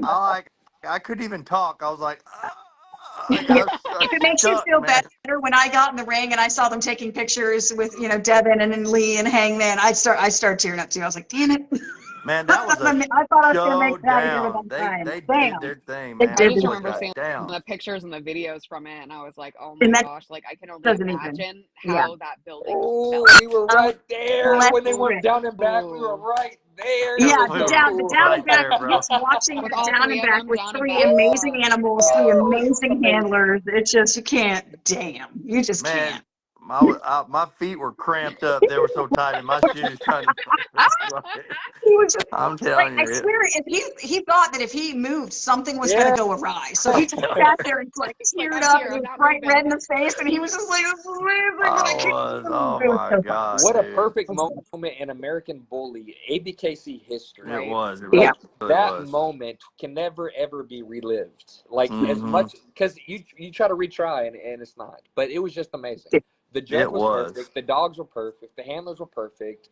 like the setting was perfect. It was just an amazing moment, and it will forever live in American Bully history and in my history absolutely. too. Like I'm so glad I was there. That whole experience in and out of the ring was something I'll never forget. And but that showdown right there, man, was like, golly, man. And like you said, from the handlers to the dogs to the whole deal, Amazing. it And was I do nuts. not envy that judge. Yeah, No, Joaquin did his thing, like, and he dissected, like, to watch him see. And this Every is the one thing cut, that the photos and the videos every don't single actually show cut you. Only the was lives perfect. do. It's he literally dissected these animals, like to the point where at one man. point he was walking, like while he was, making his rounds, he was restacking the dogs in a way Yeah. that made it make sense to Yes. him. So he was looking for very hyper specific things that Yeah. you can't stack out Like they'd because he was stack their restacking them to dogs see and then he'd if move them. he'd move. Crazy. Yeah, he wasn't letting That's how shenanigans minute fly, it was at the end to dissect these dogs. Dang. That's how You Dude, couldn't that minute man it was on was. point. I love Yeah. that you judge. couldn't Always I'm set on your telling you. point. dog in She's hide always on flaws and point. stack them Yep. just right and none of And he that. He was unstacked him. It was yeah. beautiful. Yeah. Like, I had did one you just restack my dog? when I went to ABKC. What you tell him? You gotta tell him stop that. Yes. We had a judge, and he was the Yeah, you're coolest. welcome. He was the coolest, like, because we all stacked our dogs, and he's all like, "All right, now I want you to do this," and he's like, "Trust me." And it was my first ABKC show ever, That's so I'm like amazing. absolutely terrified, just doing what I'm told. And he's like, "Do this," and so I did it, and he's like, "Now you see," and I was like, "Oh," and that was the first time I had ever had a judge make me restack my dog, There but we show go. me the proper I way. love it. Yeah. You remember who After that that, I was? was all like, "Oh, Yeah, who dang, was the ABK." judge? I will have to go back and look. I am Yeah. so sorry, I cannot remember his name, but No, I not remember at he had a all. long white beard, and he was just like the Chris White. coolest dude. Was it Chris White? I think that might have Bald been head? him, but he was bald head, yep, Yeah. Chris beard. White. He was Yes. So so Chris, cool. Yes. I love Got this Chris man. White. Good job. He's also an Aubrey judge. That's That man, amazing. like, and what I love about Chris is he will not let anyone leave the ring without his input. Yep, and He Yes, won't that's let what I you leave the love ring. that. Like otherwise, you have to walk up and be like, "Hey, what can I work on? Why was my dog, not pick whatever? Like, what can I do?" He won't let you leave the ring until he tells you. And I really Like, so like this is that. yeah, I really yeah. like Chris that, is the dude. especially because me, like, I was new to the showing world. Yeah. Leroy had just become champion in BRC, and I'm here. I'm like 8 show. I can make Leroy a dual champion. I'm like, wait, who do you think you are, going to ABKC and champion your dog out in 8 shows? Well, I did it, and There we go. and it Beat was that just shit. I like those judges were amazing. Yeah. And then after that is what made me start going up to BRC judges, because we have more BRC shows in our region than we do Yeah. ABKC. So BRC is our home. And so that made me start going up to judges afterwards, like, hey, What can I do? what can I do? And then I had like Corey, when Corey Corey came out, Latham. I had never met him before. And I was like, hey, are you the BRC judge? And he's like, yeah. And I was like, oh, hey, nice to meet you. I like introduced myself, welcomed him to the area. And then after Leroy got his win, I went over just to chop it up with him, because I didn't know him. And I'm like, all right, like, what kind of dogs does he like, And then that Yours. started the whole conversation. And here we are today. Yours. Yeah. Triple grand champion Chub Rock.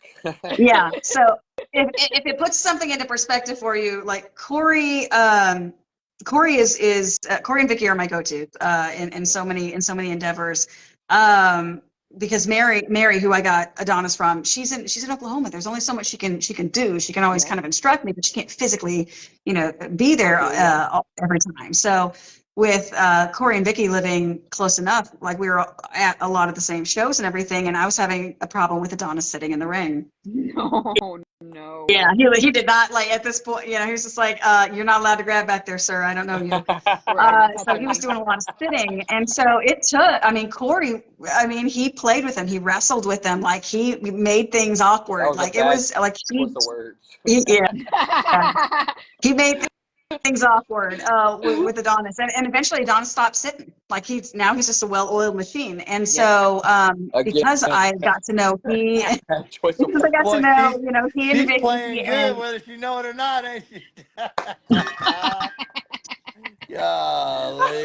and I thought but because I got to know them so well and their dogs so well, eventually when it came down to it, I ended up getting one of their grand champion Chub Rock sons. Yeah. So Heck yeah. now I have their blood on my yard too, and they're also helping me, get him ready for the ring, and that's I mean Yeah, he that's showed me part of that that boy, and mentorship. he showed me his boy, and I was like, oh my gosh, like he's gorgeous, Oh, you And should so see him we had in person. He's amazing. we had great Good conversation. Like I dogs. was like that guy. I was so happy that he came out. The conversation we had, super respectful guy, super knowledgeable, and I was just like, wow, we need more of him. Yeah. Know. Yes. And it's the Corey same with Latham. Yes. yes, Corey Latham, he Absolutely. is the man. And the ABKC judges that give out their input, because I want to learn. Like, I'm an owner handler. I'm not one of the big guys, I'm not Devin. She's amazing to watch. Watching her Yeah. I in like Yes. watching him person, in the ring. He's really in good. action with Blackmail or Hangman, I'm sorry, it was insane. It was insane. I'm just like, okay, I get it. Like that. Flawless. Flawless. Those Yes. dogs just crazy to watch, So it's I like got a chance I to totally see understand. the three brothers compete. Oh yeah, Cerberus. Dang. Yeah. Yeah, well, and there was also their Sister. sister. There's four There's there's Yeah. four four of them. grand champions, That's and Yeah, they're actually Gino, Cerberus, Ragnar, and Hangman, Ragnar, that all was from the yeah. same litter. But Like, they're all dual grand champions too. yep, But that's I great. got that's to see the three crazy. boys up against each other, man. and Wasn't What that a moment. recently?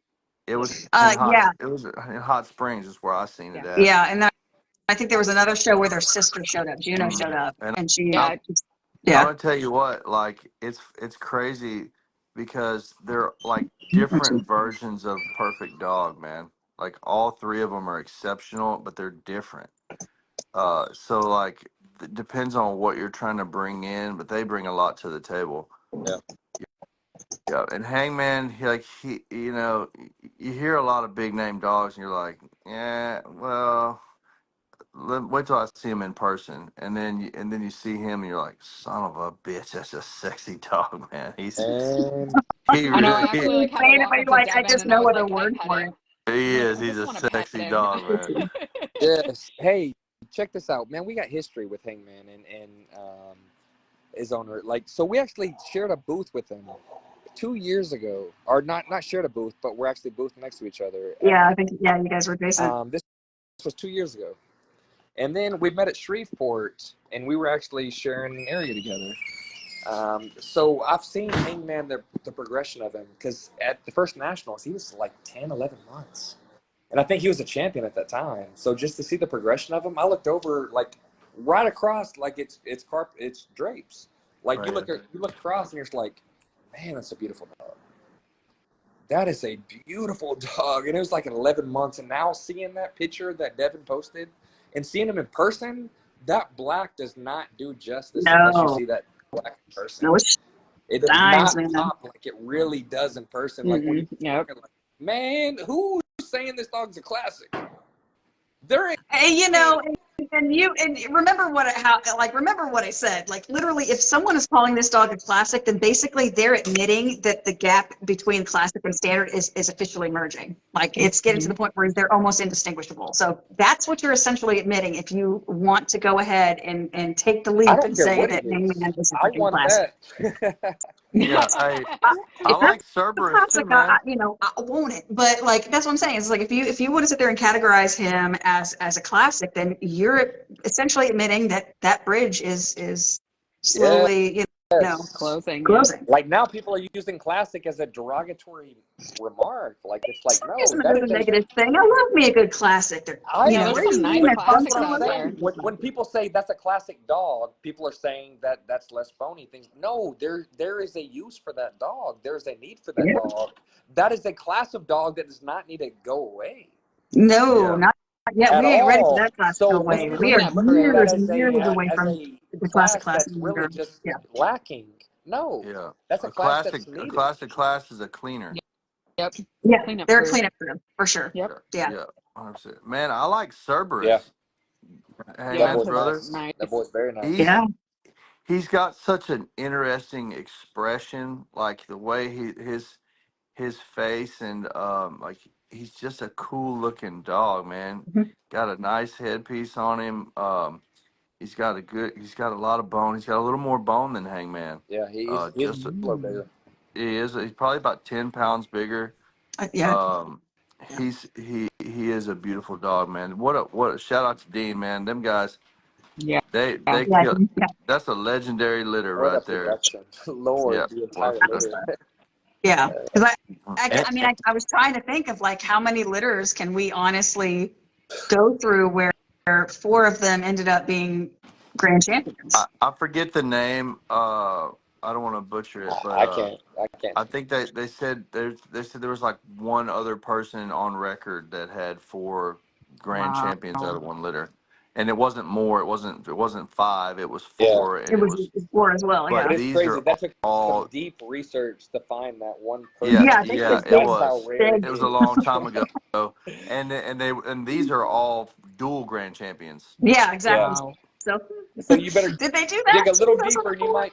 I don't know if you're going to find anything that that matches that qualification, like dual grand champion 4, Yeah. Those one accolades are litter. hard. With the That's why like female in there too. With with a Hey, what about female Piggy? in What there about grand too. champion Grand Piggy? champion and a female is a It's bitch. a Absolute bitch. pun intended. Absolute yeah. pun intended is a bitch. Shout Uh, out Amanda, to Dream, man. Amanda, what about Piggy? Hannah, grand champion Piggy. It, that, uh, that's her name. James and Hannah Aba, yeah, the one that they're like yeah, number 4 or yeah, 5 in ABKC. yeah.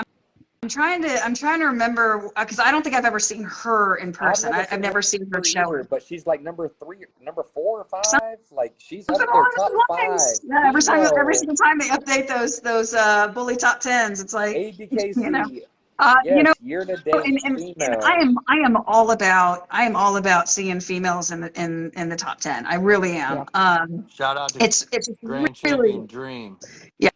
Yeah, because it's just so hard First XL to grand grand champ a champion. female. Because I mean, when it's just rough. It's so much harder, and especially when you start getting into classes like XL. So Dream obviously did a massive overhaul in order to get that title and earned it. You know, it's just one of those things where it's when you see a female grand champion, I feel like you should kind of almost kneel a little further down to the ground. Yeah. For sure. So few When and we far took between. pictures with Dream with Genesis at Nationals, I remember like that. man, I tell you, I was like a little kid, and Big girl. I've combed over hundreds of pictures of this dog, That's a big girl. and they're like standing right there with her. Like, I mean, I've looked at so many pictures of her. When I seen her, like immediately recognized her. Like, oh You know shit, that's who Dream that right is. Yeah. Yeah. Yeah, Yeah, you can tell. and she's Yeah. every bit that I knew she'd be. She's just so masculine, but still feminine in the face. Beautiful dog,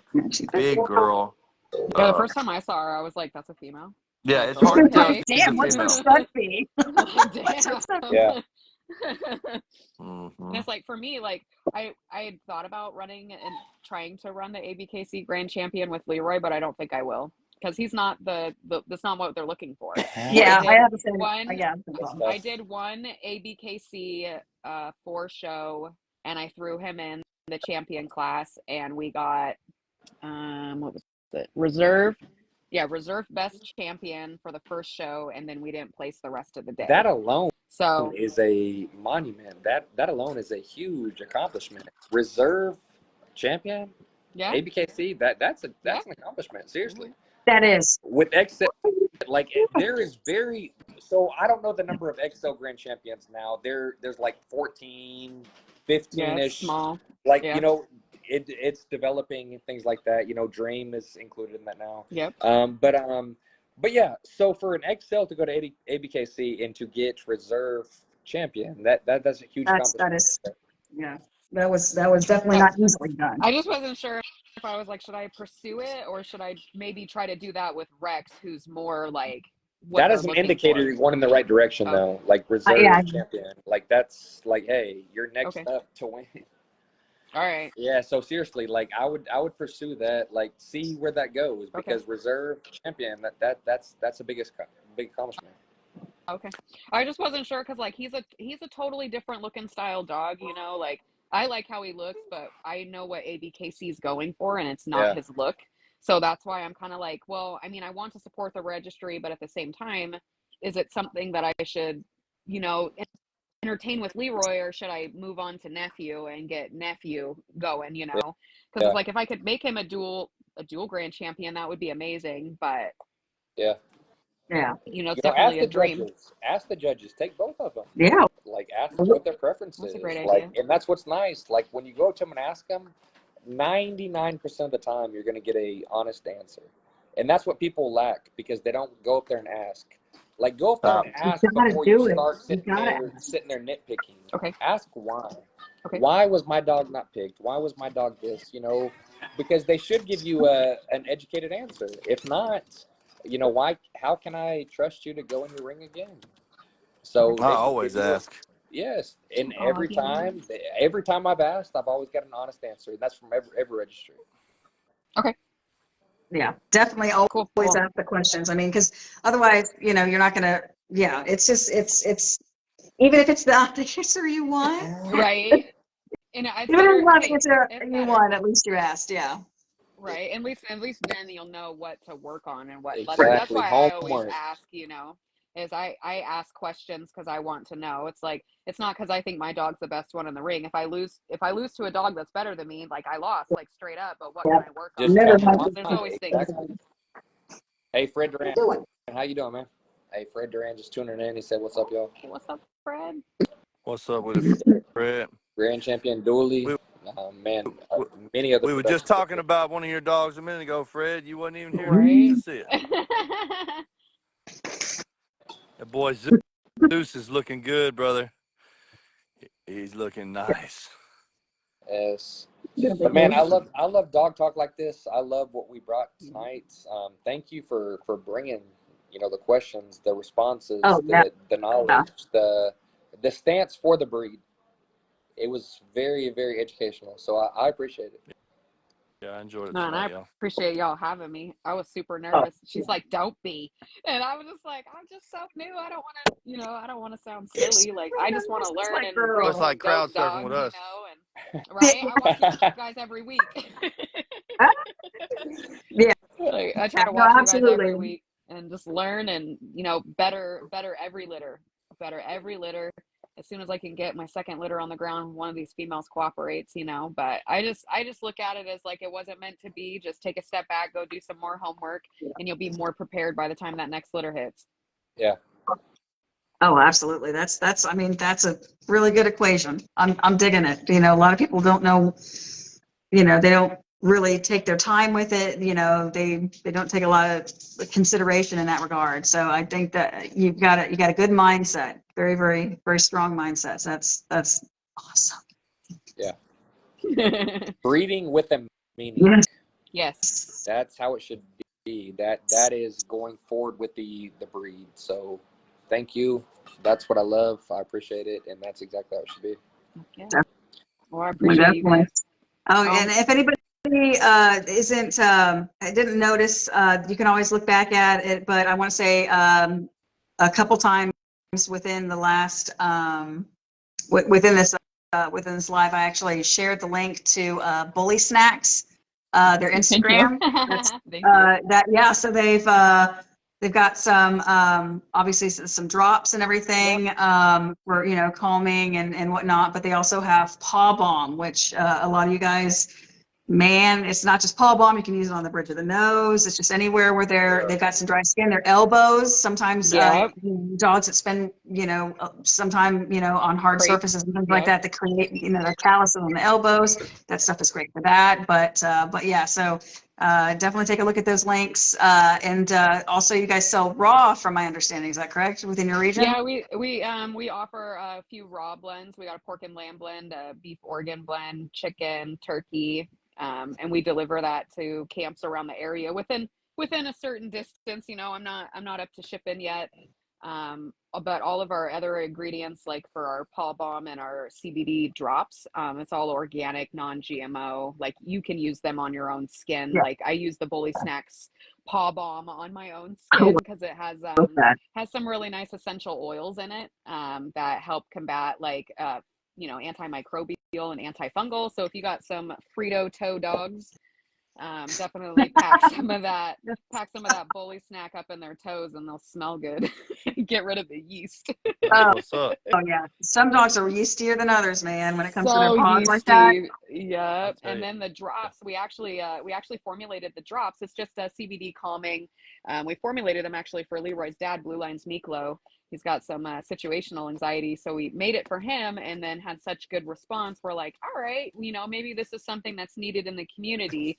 So the first bottle box, we gave all the bottles out for free. And then now we've got a following. So when we pop up at shows, it's BullySnax and Leroy. I love it. And I love I it. So ship yeah, 50 states except for the raw food. I can ship the drops and the paw balm, no problem. Raw food, I'm not quite there yet. I just need to find a reliable shipping company that won't cost too much money for everyone. I can dig it. Yeah, absolutely. So guys, definitely check out that link. Again, I posted it, I want to say twice within the Thank you. threads of this live. So definitely hit her up on that to look into the drops and the paw balm and everything. So lots of purposes those can solve. So Thanks. I will. It's Yeah, really a pleasure, y'all. I really enjoyed it tonight. Heck yeah, Thank thank you. y'all for having me.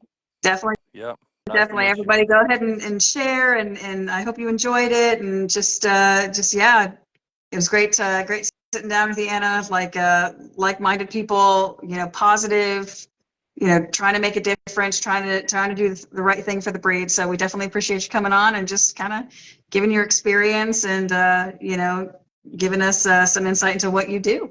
Absolutely. Well, thank you guys so much for having us, and I look forward to next week, see what you guys got brewing. All Yeah, right. All we'll, right. we'll see you then. All right, you guys have a All great right. night. Good night, y'all.